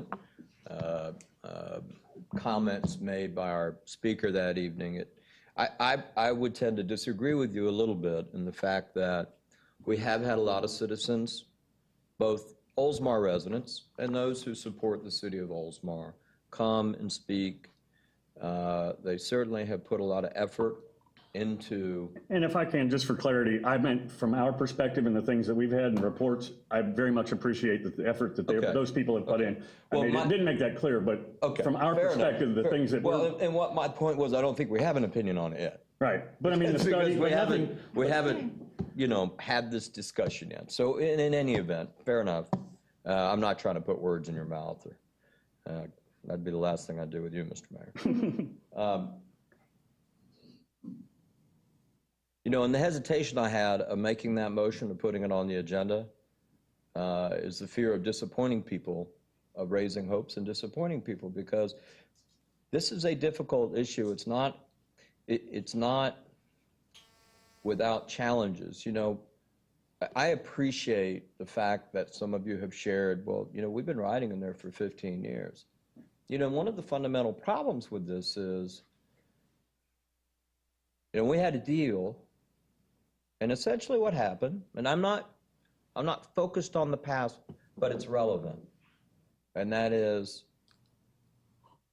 for whatever economic reasons, whatever the reason was, what essentially occurred was the city, as we do with many other people, you know, we enter into an agreement or negotiate in good faith. And so that agreement, in the end, apparently was unacceptable. And so what actually occurred after the fact was there was kind of a distrust that developed because we, in good faith, tried to do something, and then there was a walking away and it's kind of a snubbing of the nose of the ordinances that said, I'm just going to do it anyway and not sign an agreement. And so when you get back into that framework again, as passionately as you may want to do something, it's very difficult to say, you know, what's to say if there's something you don't like, you're just going to do it again. I mean, it puts us in the position of saying, okay, buyer beware, been there, you know, just got to be cautious like that. Now, there's potentially environmental issues. I'm going to tell you, I appreciate the gentleman coming out, standing up and giving his opinion, but I'm going to tell you, he's the first one that I've heard who spoke against the issue, you know, and I respect your opinion, but we have potentially environmental issues. I understand that. We have other partners. It's not just ours. The county that we have to work with. But in fairness, Booker Creek is a preserve and they have a horse trail there. And the county owns it. So those issues have been able to be dealt with before. There's economic issues. You know, it's not an evergreen where we put a park there and it's just peaceful as it is today. And there's some real expense that has to be considered that is not going to be shouldered by our good neighbors who we love that they consider they're part of Oldsmar, but they don't contribute to that. And it's somewhat unfair. It's the same complaint we get sometimes about some of the other things we do with people who live here who don't even have children and who don't want to contribute, but they're forced to because they live here. So for us, you cannot be insensitive to those issues because when you run, you tell people, look, I'm going to be a hawk about every penny we spend. And I take that serious. Having said all that, here's what eats at me. And I feel very passionate about this. And you know, our city has done a great job and had some great leadership that over the years have watched it develop. We've added some great benefits and amenities for our citizens. I think we've done so very wisely. That's not been because of one council. I will give our city manager a lot of credit for the stability in that process. We come and go, you know. But sometimes we lose. I worry, and I do hear about it from some of our citizens who've been here for a long time, who say, you know, we like some of the way it used to be. You know, we passed the ordinance of, I guess it was 10 years ago, that you can't ride horses on the street. Honestly, I understand that. It creates some issues and safety issues and a variety of things. But we have what we call horse country, which I always just kind of appreciated. That was that part of Oldsmar that's just, bam, going to stay intact. And it's going to be the horse country part. And you can't even ride a darn horse anywhere. I mean, to me, no, please don't, because you know, I'm probably going to leave here tonight by far the most popular person in the room, either by people here or people here, and I don't care, okay? I just don't. That bothers me, though. I think we overlook that a little bit.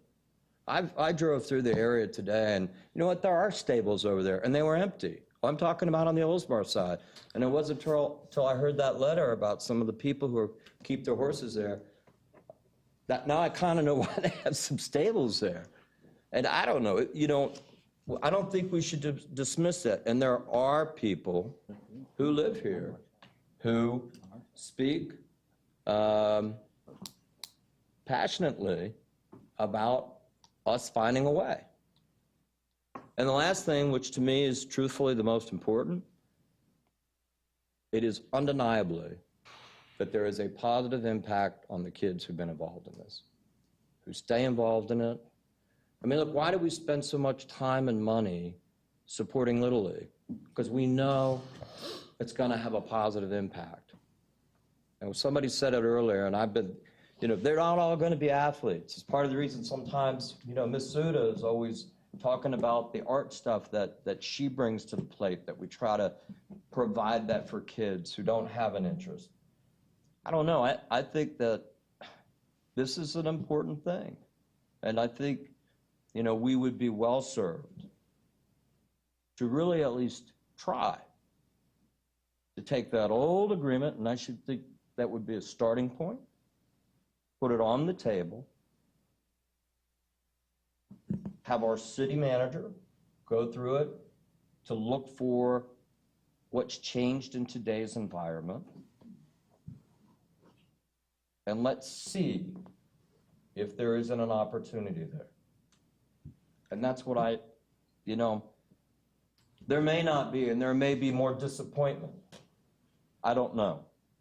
But I can't believe that we don't at least make the effort to try. I mean, Jerry, you led a lot of that last time, and I know you were upset about it. I don't know. Several times, I think, if I'm not mistaken. Is that correct? Mayor, can I say something? Sure. You done? Eric, for now? Please. I'm done for now. What I did was when Eric made the motion, I was a little concerned because I wasn't educated about the whole horse trail environment or culture. So I went to Fred's house and I met with Scott last week, and they took me on a golf cart ride because I wanted to be educated on what was going on inside these trails and what just find out. We went down Racetrack Road to the end, where I saw our fence on Oldsmar with the chain, and I saw the new development homes where their trail used to be.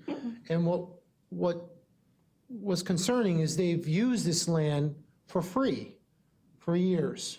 Which side, the Hillsborough? The Hillsborough side. We're on the Hillsborough side. There's really no trail on the Oldsmar side. There's a wire that says keep out and a fence all the way, I guess, to the water. And they had this trail for I don't know how long, but the horses were riding on these trails for years, and now it's gone. The homes are $400,000 homes. It's a beautiful neighborhood being built. Then they took me down around to the back where there was a large parcel of land where they're building condos. And the development on that Hillsborough side is incredible. They're knocking down older homes, they're building larger new homes. And basically, if you look at the road signs, there are signs that say horse trail, horses are allowed on the Hillsborough side. Then they took me and we left that area and we went to the Oldsmar side. They wanted to show me their ideas and their dreams of where they would want these horse trails. And we spent probably an hour and a half together. And we went all over down to the zip line. They shared ideas of where they would like these trails to go and how they would like to go through the power lines. And the only problem that I see from all of this hour and a half adventure of education is that all the people are on the Tampa side. So they're not paying any taxes or tax benefits to our city. It's all horses on the Hillsborough side. That's one thing that I learned. I didn't, like Eric said, he went on the Oldsmar side. I didn't see any horses on there. I didn't see any stables when we were driving around in the golf cart. That was one of my main concerns, was there's no tax benefit. The other concern was when we went for our free tour on the zip line, And the first zip line we went down, what did we see? We saw land, delicate land, marsh, wetland. And all I could see was these horses, if they were running through that area, I don't know if that's a good environment for them. I'm not really sure if that's a good environment for them, that area. The other thing I noticed was that I kind of agree with what they were telling me about the horses, but I just don't think that park is the right park for that environment for the horses. And that's the whole educational thing that I had that I just wanted to share with the council. Either of you? Yeah, you want to go first? Sure. So I agree with Eric. That's why I second the motion of the last meeting. And from the beginning, I've said, potentially maybe the preserve isn't the best option. We're not here to serve a certain part of the community or special interests of business. We're here to serve the entire community. So I think that's why, we had mentioned potentially other areas within the city that might be viable for horses if the preserve isn't viable. But I think the biggest issue here is we don't necessarily even have an updated study if the preserve is a viable option. And, Eric, you brought up the point about Brooker Creek, and I know some residents did as well, of, if Brooker Creek does have wetlands and they do have trails running through that, I don't know that for sure. But I think that's the issue. We don't know for sure. So I think, the next step here would be, let's put a plan together on doing, an updated study or do some research on other cities locally that have horse trails or have horse trails and preserves to see if that is a viable option or if there's a piece of the preserve that could potentially be viable. And if not, where else within the city is there a possibility for horse trails? I think we all understand the economic benefit, the quality of life benefit. That's not in question here. And I also think that it's almost a non-issue from a directive standpoint because we just set priorities for the year, and two of them, one of them was ecotourism and development of sports tourism. And I feel like horseback riding falls under both of those priorities. So I feel like from a direction of where the city's going, this falls within that. I think just the next step is determining is the preserve or another area within the city a viable option for horseback riding. I think the logistics of liability, insurance, memberships, all those things don't even need to come into question yet until we determine where there's actually a viable place within the city that has minimal impact to the environment. But I think if we at least do our effort, our part, like Eric said, to at least take that effort, that step of saying yes there is or no there isn't, then we can move forward from there. But I would say too, even personally, and I kind of talked to this about Bruce earlier. My mother loves horses. She loves horses, and from a personal standpoint, I'm terrible at horseback riding. I'm god awful. I've had terrible experiences riding horses. They sense the fear in me. They take advantage of me. I still go out and do it because I wish I was better at it. And I wish as I was growing up that I'd had the opportunity to be around horses like my mother did. And I can tell you from a memory and a experience standpoint, the best memories I have with my mother are riding horses with her. And it's because it was something that was so special to her. And that's something I'll remember forever. And I think that other people deserve that opportunity. I think I would love for them to have that opportunity here within our city of Oldsmar. Those experiences that I had were in other cities, Ocala or other states. If we'd had that opportunity here, I'd love to have that here within the city. So I think, even just a quality of life. And I give kudos and appreciation to all the residents and non-residents that have been so determined on this issue. I know it's not easy. And I think, at some point, some people would just give up. I personally tried to have a dog beach down at Mobley Bay and on the council, and it didn't get approved. So even as a council member, sometimes we don't always get what we want because we're not just one vote. And sometimes I still take my dog down there. And it's because and you know what? Our own fire chief does as well. But for me, it was quality of life. Throw him under the bus. He's not here today. What day is He that? caught me out there one day. I said, don't tell anybody. And he said, oh, no. But for me, it was quality of life for me and for tell anybody. And for my animal. This is on TV. I'm saying it's not necessarily, I'm saying sometimes we get so stuck on the rules. She just told everybody. But my point is not that I'm a rule breaker. The point is that sometimes we get so stuck on the rules or rule or policy we created 15 years ago, and it happens even in my own organization at Cisco, that sometimes we can't move forward in our business because of a policy that was created 50 years ago. So I would just say, I agree with Eric. that I think we could take that step to at least do our part of determining if there's a viable opportunity for horseback riding, whether in the preserve or outside the preserve. That would be what I would be for, and that's all I have to say. Mr. Beaton?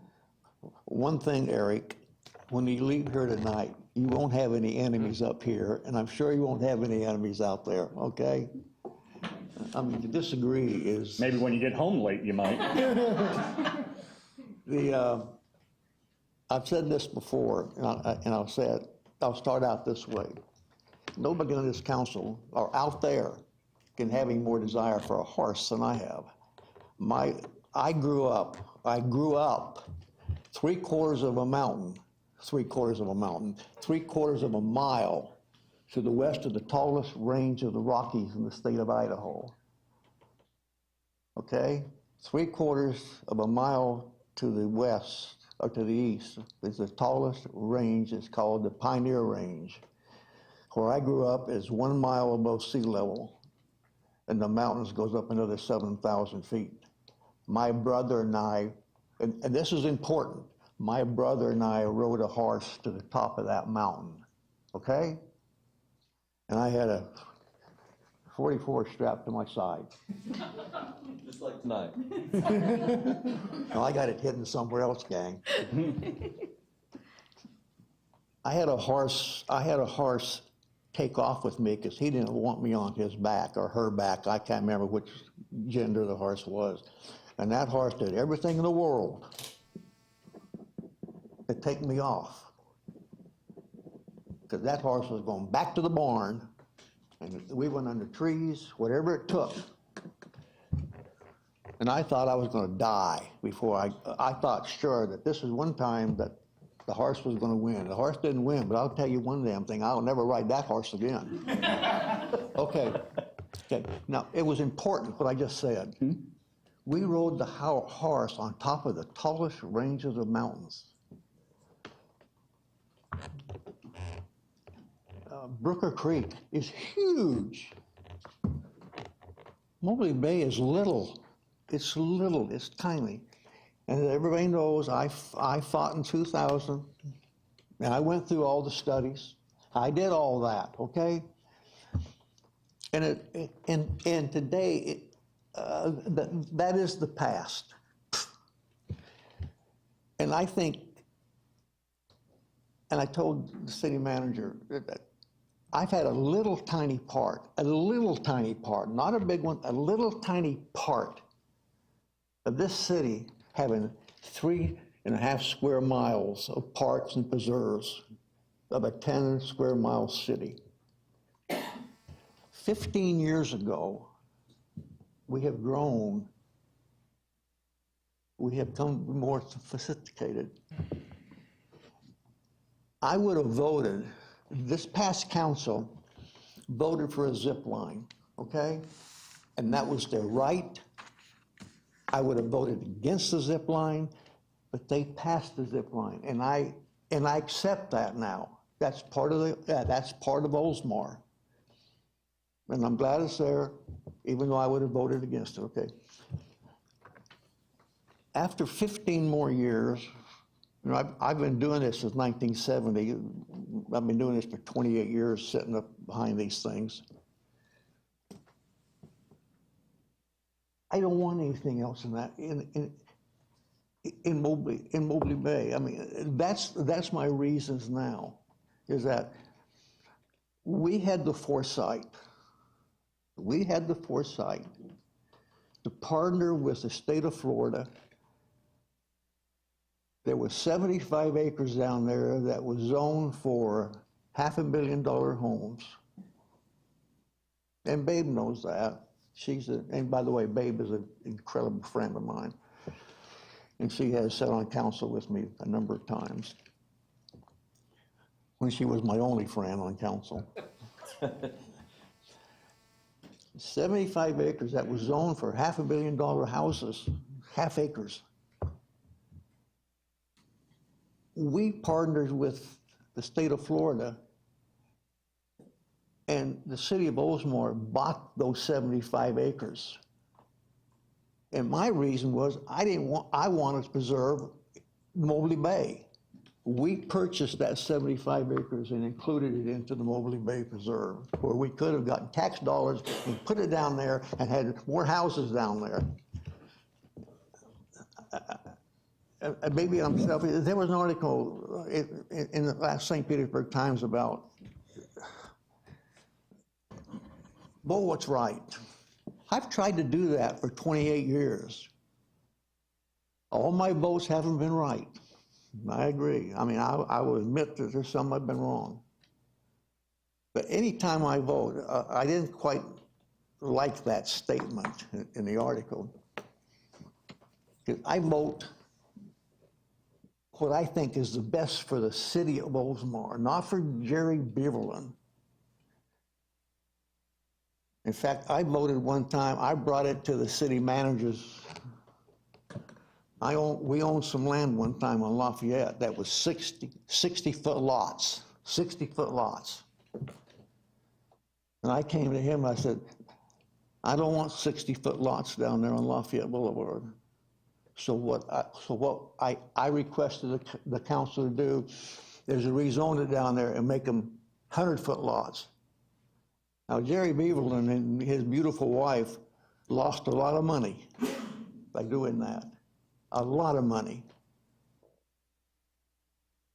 I wanted to preserve that area down there. So they're 100-foot lots and not 60-foot lots. So I haven't always voted what's good for me. I've always tried to vote what's the best for the city. And I understand I understand your desire to write, and I understand, I wish you could set, Mobley Bay is small, and there is no place in the city bigger for horses unless you go to the north part of the city, which borders on Brooker Creek. In fact, I've talked about we could have an incredible trail on Pine Avenue North, a trail all the way to the Brooker Creek Preserve. That would be an incredible place for trails. And if you're going to have trails, that's where you put them, on Pine Avenue North, where Brooker Creek partners with the city of Oldsmar. Because you have 8,000 acres up there.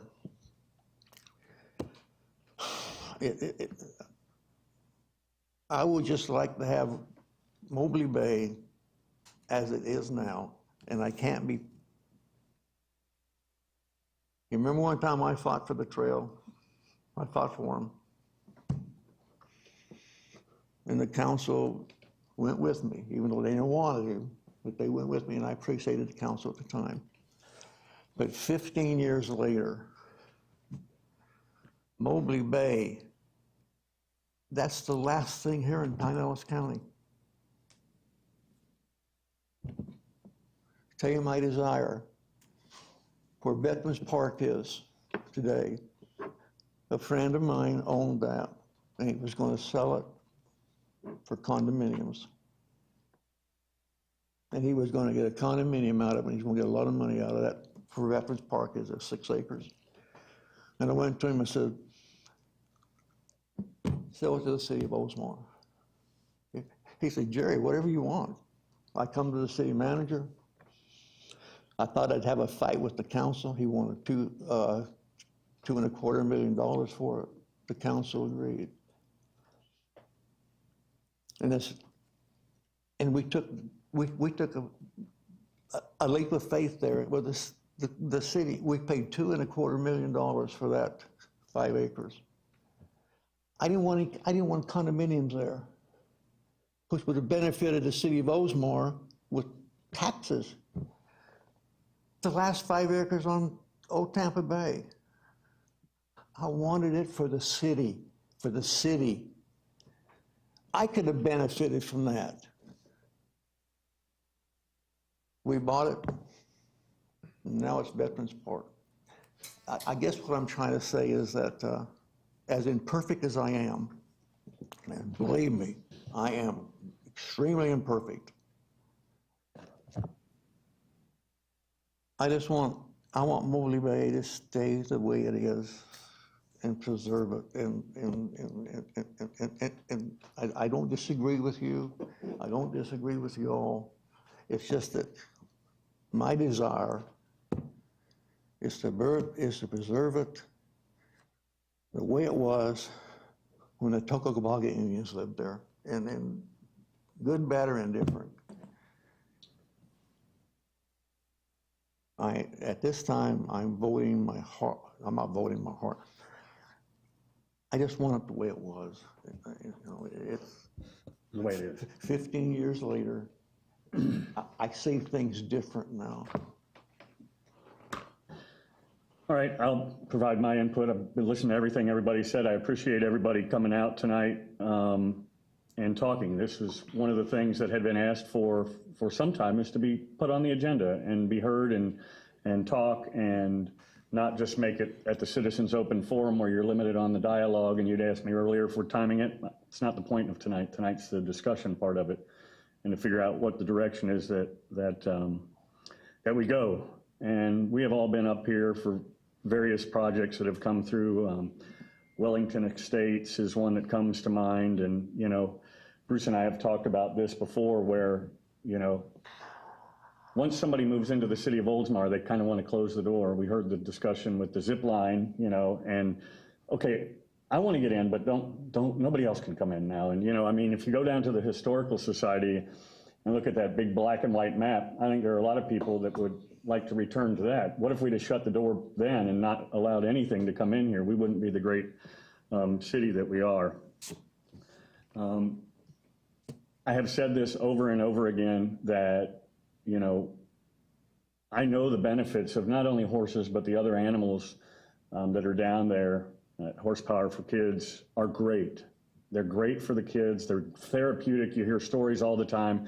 We've heard letters written. I've had letters written to me of the great things that have come out of the various animals. And I understand there's a lot of them down there. And the experience that kids get, that, you know, it's not an app on a phone. It's not a program on a computer. It's real life. And you go out there and you touch it. And whether it's kids with autism or whatever they may have, they have a great experience. And I've said that and acknowledged that. And I think the council agrees with that. And, you know, to that point, the stories that we hear, we're not taking that away. We're not taking the farm and the great benefits that it has away. You know, so I don't question that value. The question gets back to all the things we've discussed. And I don't know if this is just my opinion, I don't know if it's reviewing the report that we did. I think I tend to maybe lean a little bit more towards what Gabby says and the point that was made tonight. You know, we've had a lot of discussion, verbal discussion about why we can't, this, that, and the other. And maybe it's a combination of the report and the things that are in there. And to Gabby's point, but I mentioned this at, I can't remember, one of the council meetings prior about, you know, as to your point, maybe we look at other places. And I got pushback that, no, we don't want other places, we want it there. Well, you know, maybe it's not the best place. You know, the Pinellas County just presented to the county commission their sites for Rays stadiums. And to your point, there was criteria. Me and the city manager have met with the Rays, and there's criteria that the Rays put out back in January or February of what they're looking for and what's required. And I think that's to the point that Gabby is making, and to the point that I can't remember who raised is, you know, if not, why not? And, you know, I agree that I don't think that the preserve is the ideal location for a multitude of reasons, part being the environmental component of it, and part to the gentleman's, you know, the destruction, and that was part of that report. But is there a spot? What's involved? And we've had this discussion before that, you know, if we make a park, whether it's a, you know, the BMX track or the baseball or the soccer or the football, there are things that go with public parks that need to be accommodated in those parks, you know, be it restroom facilities, parking, concession, you know, like in Canal that we're doing. And I don't know that that area down there is conducive to that. You're certainly not going to tear out the conservation area to pave a parking lot in there to allow horse trailers. You know, I know it's very convenient for the people that lives right up the road to walk their horses down there, or however you get them down there. But that doesn't open it to a park that we as council members build for our citizens and others and things like that. And to Eric's point, I've been down there before, and I don't know if Councilmember Saraki, I think you alluded to this, but I've been down there. There are stables, but as far as I know, they're on the Hillsborough side. I don't know of anybody that has, and Babe might know, on the Oldsmar side. I don't know, although they're permitted, and to say that we're not a horse-friendly city, they are permitted down there to have horses on their property down there. And to my knowledge, and I could be incorrect, I don't know that anybody has horses down there on our side. I didn't see any on our side, just saw empty stables. Yeah, but they don't have any on our side, and they can have. So, I mean, I'm more of the thought of, no matter what we build, when we build a BMX track, we looked at the things that were required and the support facilities that were required, if we build, the baseball and we're looking at building, potentially MLS soccer fields, what are going to be the support things that are going to be needed to be a true city park that we spend taxpayer dollars on? And I don't think tearing up the conservation area to allow, for trailers to be parked and things like that, I don't think that certainly fits with that area down there. So I'm leaning more towards, and I can't make motions or I can't do any of that, but I'm leaning more towards what really goes into, whether you look at Brooker Creek, and to your point, Brooker Creek is huge, and you're allowed to ride in a very, very, very small portion of that huge Brooker Creek Preserve to limit the impact to it. But, what goes into, what is an average size of a horse park, a horse trail facility, and to that, back to the farm issue, I mean, I've seen pictures, there are kids that ride little ponies over there and still get that experience. So we're not, making horses extinct off the planet of the earth. We're looking to what makes the most sense in the city of Oldsmar, if it makes any sense. And so that would be my thought is, what is, how big is a Brooker Creek one? And to your point, I don't know that it would fit anywhere, even up by the borrow pits, but what goes into it? What would we need to have to support it? Parking and to make it public, because we certainly can't have trailers parked up and down, Racetrack Road and do that. So that's kind of my thought is, and to the lady's point that commented, if not, why not? And what is it why it won't fit in this area? Mayor, the north end of Pine Avenue North, that's in the city of Oldsmar, even though it's in the Brooker Creek Preserve. There's about 4,000, I'm lying now, there's about 2,000, about 2,000 acres. It's still in the city of Oldsmar. It's still in the city of Oldsmar. If you're going to have, to me, that is where you'd want trails, because you could, if you partner with the county. But again, you're going to a great expense, because that's how you have to control it. Mayor, do we need a motion? Because what I was mentioning earlier was we did give direction of expanding sports tourism and ecotourism. I mean, do we just need a motion to include horse trail riding to see if there's a viable opportunity within the city to have horse trail rides as part of that? Well, I mean, I think, this is just my opinion again, is I think that we need to, if we want to, I think, dig down into it, to specify a particular ecotourism component that we would like staff to look into. We did have our workshop, and while we talked about ecotourism, and that could include a lot of things, we weren't really specific at our workshop, and I don't know that there was any dialogue, and correct me if I'm wrong, Council, there was any dialogue about specifically horses. Well, we did talk about the borrow pits, but we said it was too early. Yeah, I don't believe there was, and I think some of that, at least for me, I can only speak for myself. I think, had there been more interest expressed prior to that from some of our citizens that I believe has been expressed since then maybe it would have been, right? And so from that standpoint, I understand what you're saying, so I don't know that that's necessarily... but this has been an issue that's been going on for years. No question about it. And look, I'm going to come back to a point, and that is that...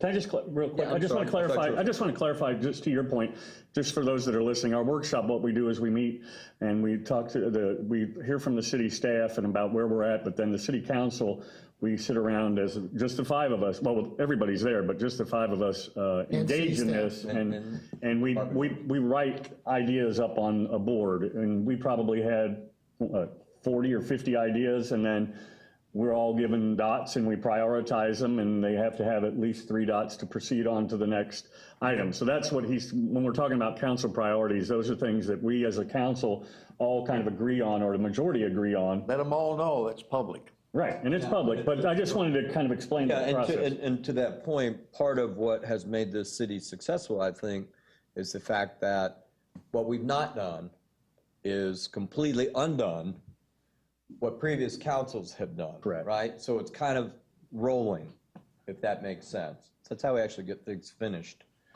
unlike some other cities that I think struggle with that. But I'm sorry, Mayor, did I cut you off? No, you're fine. Go ahead. Well, what I was saying was, see, I do feel like, and I was there back then, that we kind of went through the process as it related to the uplands, because there are uplands over there. And Jerry, I respect what you're saying. Your view of it's different now. And so I respect that, I do. But I also think that if we're going to go through it and make an attempt, maybe the end result is disappointment. Just for clarity, are you talking about at that specific point, or are you talking more to Gabby's point of looking at the criteria and seeing what if we have a square peg? I was going back to my original comments, and that was taking a look at the agreement, because that process took place back then.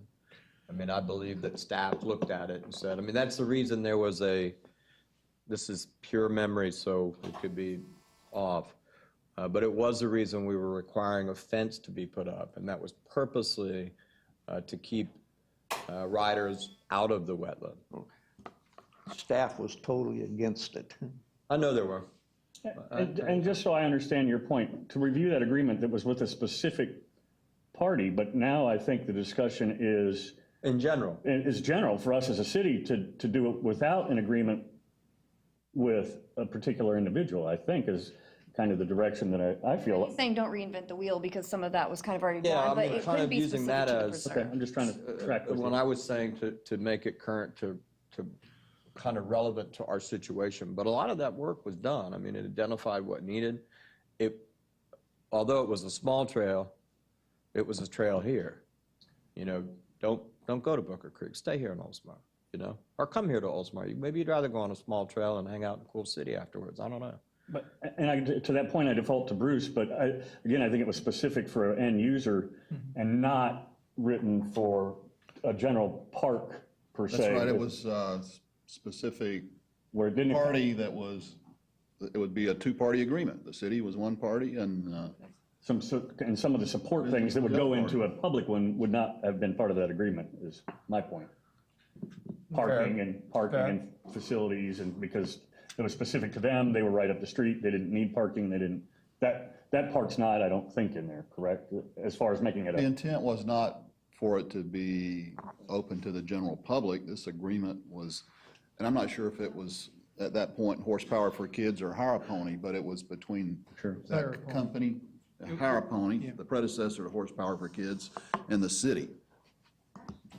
But I think No, hold on, now you're almost... we'll have all that. My point is that some of the information, in other words, we're not really starting from scratch. And I get that. The trail, that type of thing, and so maybe it is, compatibility of it, right. Right, maybe it is to attempt to build a kind of requirements document, as the mayor was mentioning, and I think Gabby was somewhat alluding to that, as to what would those requirements look like. I'm suggesting that we use that as it relates to, we know that there's a trail that could go there.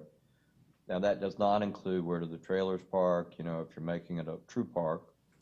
But I would say that is an effort worth going through. There's certainly been enough interest that we should at least attempt to go through. It may be a disappointment, I don't know. Can we step back a minute to the work session? in my meeting with Bruce, we talked about, we have, what, 12 agenda items as it is right now from what we all agreed on with our dots? That was the short list, Right, that's the short from about list. 50 probably. And now right? you're talking about putting on another agenda item Well, no. from, It's a bullet under 2 existing priorities, and I know we're thinking about considering reducing the priorities because we have 12, which is a lot more than we usually have, but I can't imagine that ecotourism or sports tourism are going to get taken off that list. Because I think some of those other things even fall under there, like the Rays, which was its own priority, Right. falls under sports tourism, you know? So I think what we're saying, Dan, is from a horseback riding, it falls under sports tourism, it falls under ecotourism. Yeah, it's not inconsistent with some of the priorities, Yeah. so, I mean.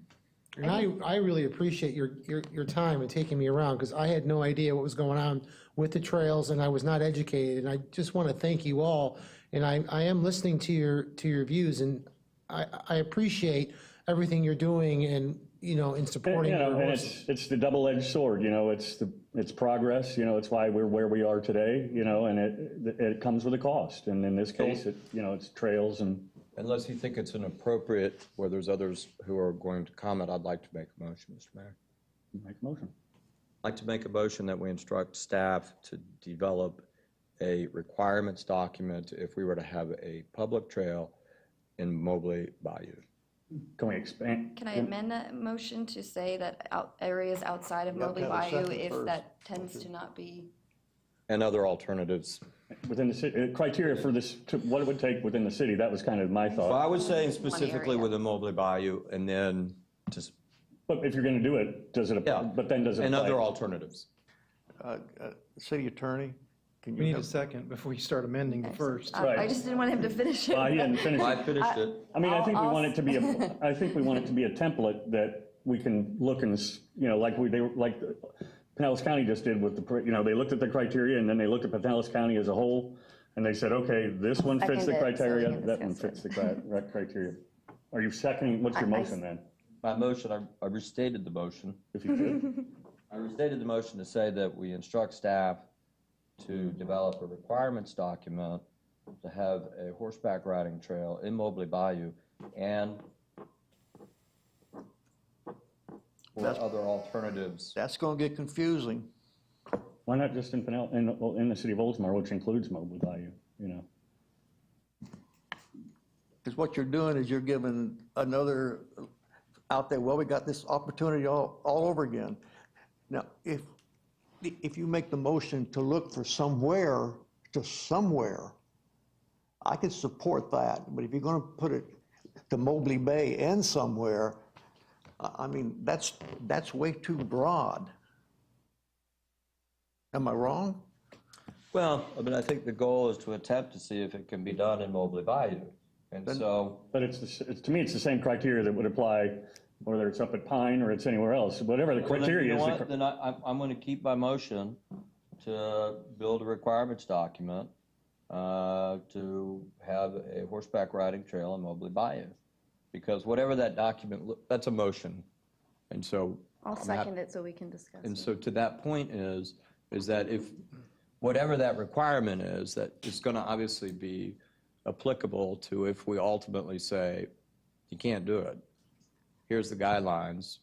We tried to do it from Mobley Bayou. And then we go, look, I think we take it one at a time. You're going to have to. And so I don't, you know. I don't know, I don't want to start that process and then start over from scratch because I feel like we've had a lot of opposition to the preserve. I'm not saying it's not possible because we haven't seen an updated study or that there might be a potential area within it. But I just think if we're going to start the process, at least let's look at if there is even another alternative. Yeah. Because then if it comes back and it's not possible in Mobley Bayou, now we're like, okay, now we got to start over looking to see if there's, I would rather be, this is just me, I won't support one for specifically Mobley Bayou, but if it was a broader, kind of like we're doing with Canal Park, we're looking at Canal Park as a whole and the things that will fit in there.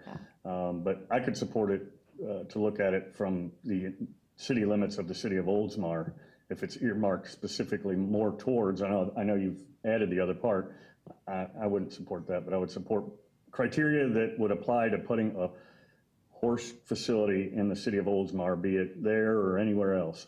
That I would support, but I would not support the other one. So should we vote on this motion? Well, we have to. Dan, did you have any other comments you want to make? No. I'm going to withdraw my motion. I'll make a new motion for the staff to set requirements for horse trails, public horse trails within the city limits of Oldsmar. He withdrew it. I'll second it. Okay, explain the motion to me now. I got the motion, but I want it explained so there's absolutely no doubt what we're talking about. You want it from me or Tom? Tom? From what I understood is the motion is to direct staff to create a criteria to establish a horse trail or horse trail park somewhere in the city of Oldsmar. Not necessarily to create one, but the criteria if one were to be If there's a created, viable opportunity. correct? Not to create one, but to criteria to determine if one could be If there's a created. viable place, yeah. Okay. Yeah, I think because we don't know the answer to that, so Is that's that my your- motion. And that's your second? I'm sorry. I thought you said something different. So can you restate your motion? Yes. To direct staff to come up with a list of requirements or criteria if there is a viable opportunity for a location for horseback trail riding public in the city of Oldsmar, the city limits. I'll second the motion. Discussion? Because to me, Mobley Bayou is in the It city, is. so is Canal Yes, Park, and I so is consider Olds Park, and so is the. I just don't want to limit our search to one area that may not be viable. Yeah, but you know, I hope that staff knows that the intent is to see with, you know, best efforts, if that is a Mobley Bayou. Right, and I think that would come to us too. If the criteria is developed, we can look at it just as easily as they can. And if all of a sudden it says, hypothetically, you gotta, pave 10,000 square feet of thing to accommodate trailers and horses and blah, blah, blah, I got you. Yeah, so. I think that kind of brings what you're trying to do into it. I know it doesn't give you a specific place, but that brings it into where we all can support that. We have a motion and a second. Any other discussion? All those in favor? Aye. Aye. All those opposed? No. Passes 4-1. Now, that is for, that eliminated Mobley Bayou specifically. No, it didn't, No, it didn't. I withdrew the motion and it didn't fail. I didn't make the motion and it failed. Had I done that, at least I would not be able to make that motion again. Okay. So I would do it. Entire, within the city limits of, be it my backyard or your backyard or. Gotcha. Your backyard since You you're have a pretty good 44. sized backyard, don't you, Jerry? Yeah, but it's full of all kinds of historical stuff from the city. Okay. That item is done. The next item is schedule a work session on water and wastewater rates, and I believe we were provided dates. Bruce, if you could. Two recommended or suggested dates Thank you, everybody, for are coming. both Tuesdays, August 30th or September 13th, either at 9 a.m. or 4 p.m. either day. August 30th works with me. I thought it didn't at first, but it does. Does the 13th work for you too? What did you say? What was it? August what? August 30th, Here you go. September 13th. Or 13. I'm just looking at my. I may be out of town on the 30th, but I don't know yet. But I will be here the 13th. Okay. I mean, Anyone have any? is it time sensitive at all? Does it matter? I mean, either 30th is good for me. Not gonna make that much difference. I'd soon get it done, but I don't have heartburn one way or the other. The 30th. Because then if we do the 30th and something happens, we could always push it to the 13th. If we do the 13th, Well, if we all can make it on the 13th, what's the on difference? the 30th and then, but 13th, because she was saying she I'm can't do saying I the 13th. might be traveling on the 30th. Oh, on the so I 30th, just I'm don't sorry. want to commit and then sorry, not be able I to be misheard there. you. I thought you said the 13th. I'm fine if we think the 13th works for 13th. me. Time? 9 a.m. or 4 p.m. I'd rather do 9. I can do 9 a.m. Matter to you, Eric? Nah. Are you getting beat up that day at MMA or? I'll just go late. You all need to, I can do 4 also. you all need to hire me to make your schedules out, okay? My afternoons sometimes at real estate wind up getting busier. I can push things How up. long should we anticipate for it, Bruce? What do you think? 2 hours? Maybe less, I would Hour, say hour and a half. Okay, 60 to 90 minutes, hopefully. all right.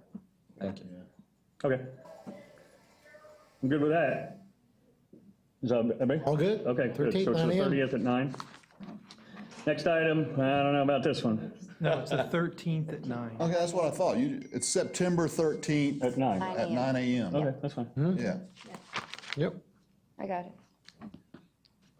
Next item, a little sketchy on this one. Approve the excused absence of Vice Mayor Seidel. I'm not making a motion. So moved. Second. Darn it. Motion and a second. All those in favor? This is for a future meeting, not a previous meeting. This is for our first meeting next month. Wait, is this, I thought, were you just on the August. timeshare, or is this in different? This is a something. I was just. You're just on somewhere- vacation. I was somewhere else, yeah. He's going to be at the ice cream social at the elementary, so he won't be able to make it. Since we're talking about work sessions, I'd like to bring something up. Oh, sure. Let's vote. You can do it in your comments. Sure. Sorry. Got a motion and a second. All those in favor? Aye. 5-0. Did you abstain? No, I don't abstain. That's all. I voted. You're busy smiling. Okay. Next item, comments by council members, and I'll start with you, Mr. Strachey, since you wanted to jump in. All right, well, today's my birthday, so I have a lot to cover. Is that okay? Happy birthday, we're not singing. Council comments, Dan. What was that? Oh, that's all right. Well, he let me go first.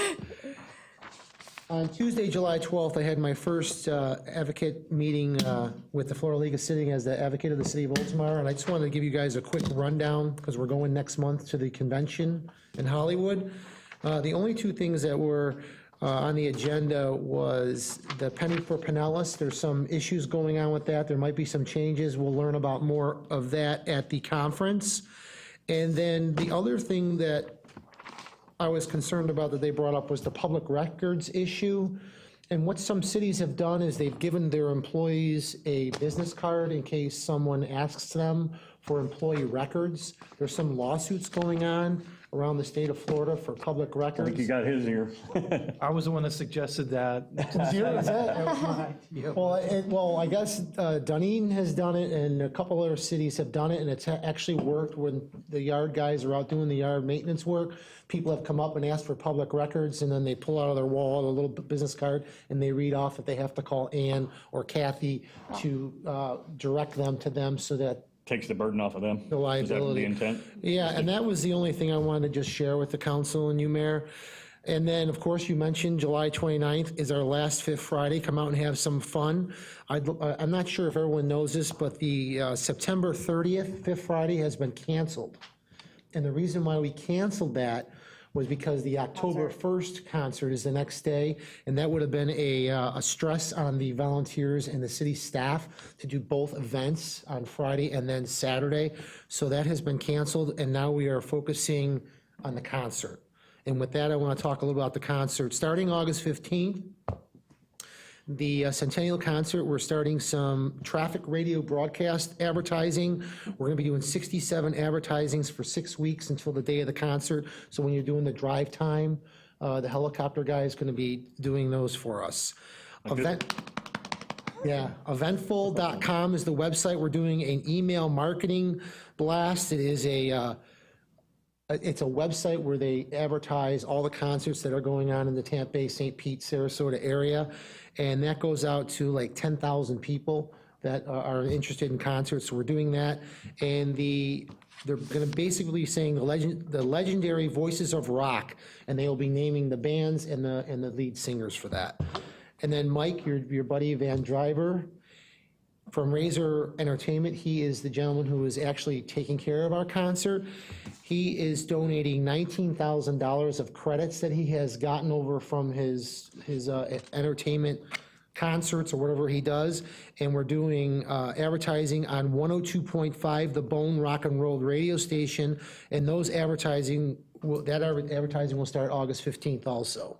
So we're going to have a lot of advertising starting then after our Fifth Friday. Where are we directing them to with this? To the websites? I know maybe you mentioned that, but. Yeah, we're directing everyone to the oldsmar100.com website, and then the posters will be on the website with buy tickets now. It is there now. Okay, yeah. People can buy tickets now. And if anybody wants to buy tickets and you have questions, there is a link there you can click to ask questions to Ann or someone in the city that will help you out if you want a particular seat or a particular box seat. Do we know anybody that's on the radio that might just happen to mention that? Well, I'm hoping Doug is listening to me, so he gets on the ball and starts advertising it too. I'm limited, but All right. I'll promote it. All right, and then I got one favor, since it's my birthday to Eric. No, we're not singing. No, I don't want that, but I have a little bit of an issue. I know you're going to Key West, well, I'm leaving Saturday. And the work session that we have scheduled for Thursday, my flight doesn't land until 10:30. I was wondering if, since it's my birthday, you might be able to move it up to maybe noon? Your birthday's today, though, not the day of the work session. No, today, I know, that's why I'm asking for your gift. Are you talking about the one next week? Thursday. I can't because it's fiscal year end, just because. Don't we have to advertise it for a certain amount But of days? we could move it to a different day, maybe? Yeah. What time? It's What time is it? it's the budget work session currently scheduled for Thursday, July 28th at 9 a.m. And my flight doesn't land from Key West till 10:30 because I'm coming back for the fifth Friday. Oh, you'll come back for that, but not the budget meeting. Well, I kind of got, I didn't, as I told Bruce, What do you think of that, Al? I didn't realize that I had those, my wife did the flight. It's a Key West thing. I agree. The lobster Well, I mean, I thing. think- Don't feel bad. I ended up with 3 doctor's appointments last Friday when we had our work session. I ended up with I 3. mean, I think it's important, I don't really want to push it out, I think it's important that I we can get do this. the Monday after, the 1st. I don't know what our rules are around moving it, but just because Cisco's year ends the 29th, so I have to be in the office. Do both first at those 9? days. At 9, Tom? What is that? What day of the week is that? It was the Monday Monday. after, it was August Oh, 3rd. that's a way to start out the week. A little budget, couple hour budget August meeting? 3rd, I won't, No, August 1st. Oh, you won't be, you'll be gone. I'll be gone. Oh, When do you leave? I'll leave, the 30th. Yeah, because you won't be here for the second. the 30th. When do you You come back? can't, you can't like do 11? Come back. If I leave the airport, I could be here by 11. I leave Saturday, I think. That's assuming you get in on time. Saturday, the You flying with 30th. Greg? No, I'm flying. And I get back on a week later. I will grant you that present. You just have to work it out with these other guys. Thank you, Jerry. Whenever you can How get long do you back. think we're anticipating? If we start at 11, is that, maybe Ann can get us lunch? I'm sure we can do lunch. Yeah, we can order It's pizza. probably at Fine. least 2 hours? 2 hours, maybe a little longer. A working lunch, 11 to 1? Gabby, 11. No. I mean, I already had an issue kind of scheduling it that day I know. because, I mean, it's our year end on Friday. So everybody's in the office from like 9 till 1 a.m. So when I'm absent for a It's few my hours. birthday. Oh, yeah. Shoot.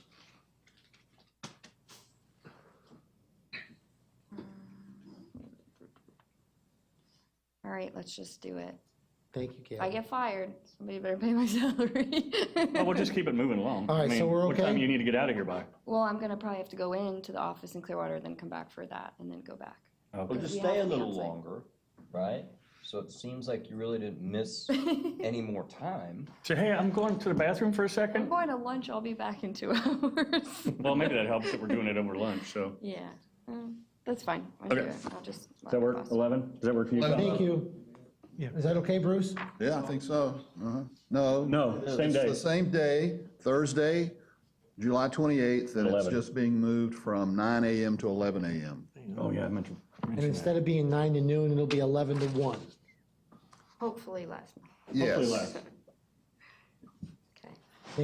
Thank you, Gabby, thank you, That's what Jerry, need thank to you, get for Doug, your birthday. thank You're you, not getting Eric. anything else. Are you done? Thank you, Tom. Yes, I'm done, thank you. Oh, and to that point, Tom, about the business card thing, is that something we want to put on the agenda for next? We would have to amend the agenda or put it on an I'll upcoming tell agenda? you, it happened, We already do that. We already did that like a year ago or Oh, something. all right. did we? Oh, I didn't even know. Some man's got them with her tonight. Oh, okay. I didn't even So know. if I request, you'll hand me a, And all the Okay, all right, never employees, mind. Thank you. Never mind, sorry. Those other folks are still trying to keep up with us. Gary, pass them down. Vice Mayor. thank you, Mr. Mayor. I do have a few things. First off, I want to just brag on our clerk's office for this 2016 quick guide. I love this. Do we do this every year and I just never noticed it before? Well, from time to time, but it needed updating and. It's great. It's a great resource for new people and citizens who live here, so I thought I'd mention it. If you haven't gotten one, you should try to get one. Kudos to our recreation team, I guess you'd say, for recently getting the VA's Regional Veterans Site designation for Memorial Park. That's outstanding. I don't know if anybody knew that or mentioned it, but we just got that from the VA. I also want to make a point, I don't know if they're here, of saying thank you to the building department, not only for the time that we spent on code enforcement, but for also following up and taking action and providing us with a report, detailed report for the month of May on permits, the turnaround time and starting that process to try to get some benchmarking going. I've harped on it a lot, so I want to make a point of saying thank you for putting the extra effort in. I think long-term that's going to help us. I'm hoping that eventually we can break it into different areas so that, if somebody comes into get a permit, who knows, maybe we get to the point where the confidence level is up on the wall. This is the average wait time. This is what we average. It's what we averaged last month. And so we set expectations. And I think I had mentioned something like that, some kind of a mechanism that shows. I think it would 4 out of 5 shovels or something like that. So, but for us, it's really good information to have. When you could say, listen, 90% of our permits are done same day. That kind of information is really valuable. So I appreciate it. I did want to do this because I did add, and I will say Gabby did second the motion, add the what we knew would be a lengthy discussion tonight. And it's also Al's birthday. Some of you don't know that. But I did make a birthday cake for them. Go to a birthday party, so I just made this for you guys. That is so thoughtful. There's my cake. And last, I just echo the mayor's thoughts, sending prayers to our law enforcement who've been targets lately. And, it's heartbreaking to watch. When you're in trouble, you call on law enforcement. And for anybody to disrespect them, certainly things happen that there's been some issues, clearly.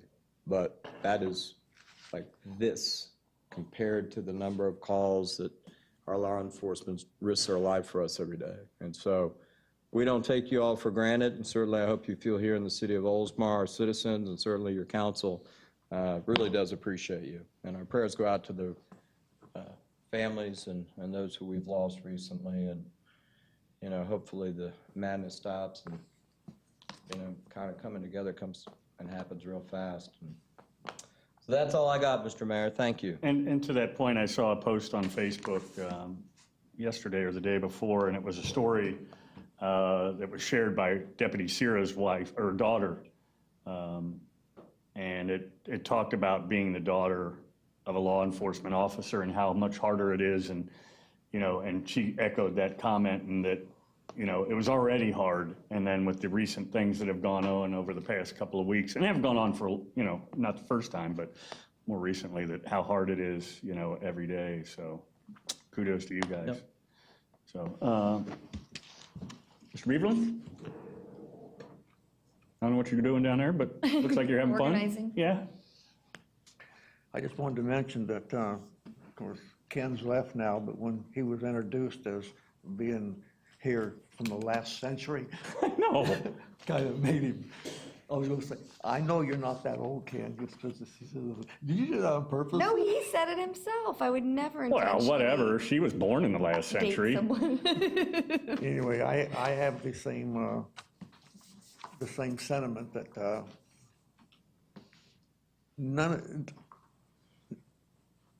Doesn't make sense. Nothing makes sense anymore. It does not make sense anymore. I was always told, if something happens, go find a policeman. Go find a policeman.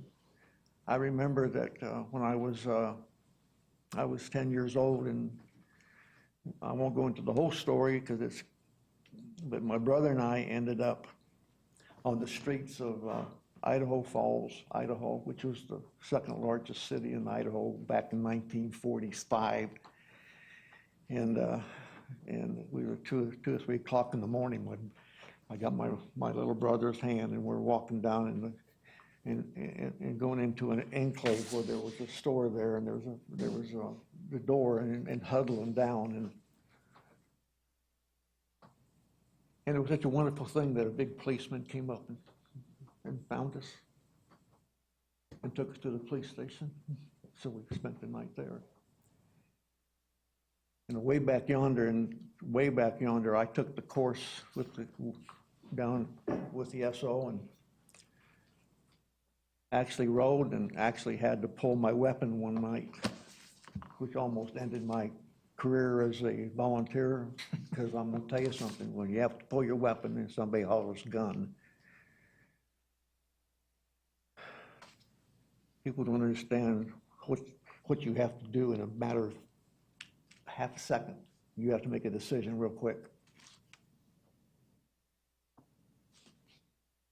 Like the fire department, they're the greatest people on earth when you need them. And blue lives does matter. All lives does matter. And if you pick out one group that doesn't matter, doesn't make a damn bit of sense to me.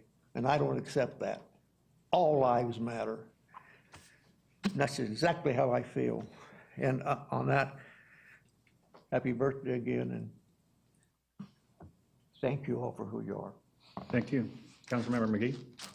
Happy birthday, Dan, Thank again. And Al, I didn't know, we're not friends on Facebook. We're gonna have to fix that. I wanted to mention to those of you that are friends with Craig Gross on Facebook, you probably know that last week was Frank Gross's 5th year anniversary of I his reposted passing. mine from 2 years ago. It's hard to believe it's been 5 years.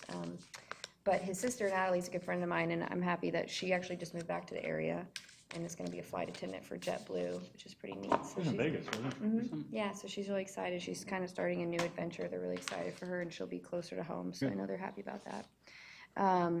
I wanted to mention, and I mentioned it to some of you when I saw it, but it was kind of neat. On Instagram, I follow Instagram St. Pete and Instagram Tampa, just to kind of stay up to date with what's going on, and it was pretty cool. When I saw it on Instagram St. Pete, they had a picture of Empower Adventures, the zip line here of the bridge, and it was really neat. And Instagram St. Pete does have 20,000 followers, and they had about 1,000 people like it already. Wow. So that was really cool, and there were a ton of comments, people saying, "Where is this?" and tagging their friends in it. So that was really great news for our city. And then I also wanted to thank Chris for designing my postcard, and I think everybody got their postcards. Yeah, these They're are great. awesome. I didn't even know our name and picture was I going to didn't be know on that it. That either. was kind of cool. Yeah. But she did a great job. They're awesome. I can't wait to share them and send them out. And Yeah, she did a really good if job. anyone wants, And they all kind of reflect our, yeah, Not kinda, yeah. I they guess do. He bragged that he knew who they were. I'm like, well, it's pretty obvious when you look at them whose is what. Yeah. I picked the quote too on the back, so Oh, it's I kind of know. neat. The quote, because my postcard is Historic Homes of Oldsmar, and my quote was, "Winston Churchill, we shape our buildings, and thereafter our buildings shape us," which I thought that was pretty neat. But what's for residents that may want to get postcards, or is there direction we should give them that? Well, I think they can ask, but they're going to be part of being out there, so people can send them out, and they can also be in the time capsule. And If somebody wanted one, like right now, though, outside of the ones we have, could they just come to the city clerk's office? Are there I've already extras, or- requested 1,000 more. Okay, Wow. okay. well, now I know what you meant by a lot. All right, and that's all I had. Thank you. Thank you. And yeah, the postcards are great. My quote's pretty good. I didn't realize I was so smart. That's not the quote. Oh. I didn't know I was so smart. One way to get the most out of life is to look upon it as an adventure. So I picked my own quote. You guys didn't pick your quote out? Yeah, I did. Of course. Oh, okay. Of course we should have. of course I did. That's In why the it end, has. it's not the years in your life that count. It's the life in your years. Yep. Abraham Lincoln, by the way. Abraham, of course it's Abraham Lincoln. I don't have a lot, but thanks to everybody for the good dialogue tonight. I don't know what it means, where it goes, who's happy, who's not.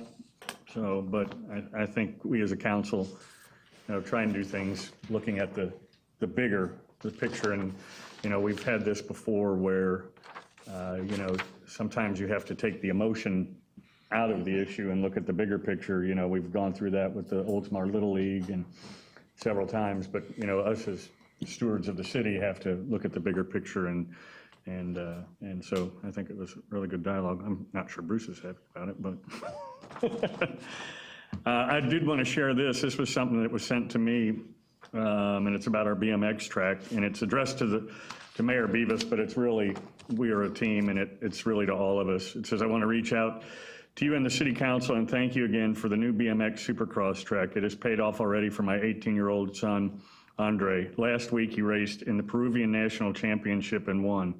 After the race, the president of the Cycling Federation of Peru asked us where our home track was, and as soon as we told him Oldsmar, he got excited. He then offered Andre a position on the national team with a scholarship, which includes salary and travel expenses for UCI races. Had the city of Oldsmar not given the space in the park 15 years ago to a group of BMX people, he probably would not have gotten into the sport. The city building a supercross track only gives him more opportunity to advance in BMX. Just so you know, Peru did not qualify for the Olympic Games. The president of the Peruvian Cycle Federation is planning on having the ability to gain qualifying points with Andre here in the States. The point count starts in 2 years, so the new track here in Oldsmar and Sarasota should help him and Peru get into the 2020 Games in Tokyo and the Pan Am Games in 2019. The entire LaCroix family thanks you and the city for helping make this happen. Signed his dad. That's really So cool. kind of a neat, you know, it's one of those things that we hear a lot of the complaints, but it's nice when, you know, you hear kind of a cool story about us collectively as a council and a city, you know, having the vision at that planning workshop with the dots to make it happen. So at any rate, that's really all I have. Can I go get some cake? It's right there. Just stuff that paper in your mouth. It's got fiber in it. So, yeah, it's unfortunate what happened at Golair. It's a shame that, you know, you live to retire and because you're fighting over sprinklers and parking, that it cost somebody their lives, cost two people their lives. So I'm not sure what that really had accomplished other than the arguing is over with. But, you know, so now they've got kids who don't have grandparents, and so it doesn't show a very good example of how you resolve situations to your, you know, to your family. So other than that, if nobody else has anything, no, good, adjourn. Oh, and by the way, I will be taking the heat tomorrow morning for everybody on council from Chris Tate about keeping the girls so late. I get this every morning after I go in on council. She yells at me. Well, you are the mayor. 9:36, she goes, you kept my girls out late.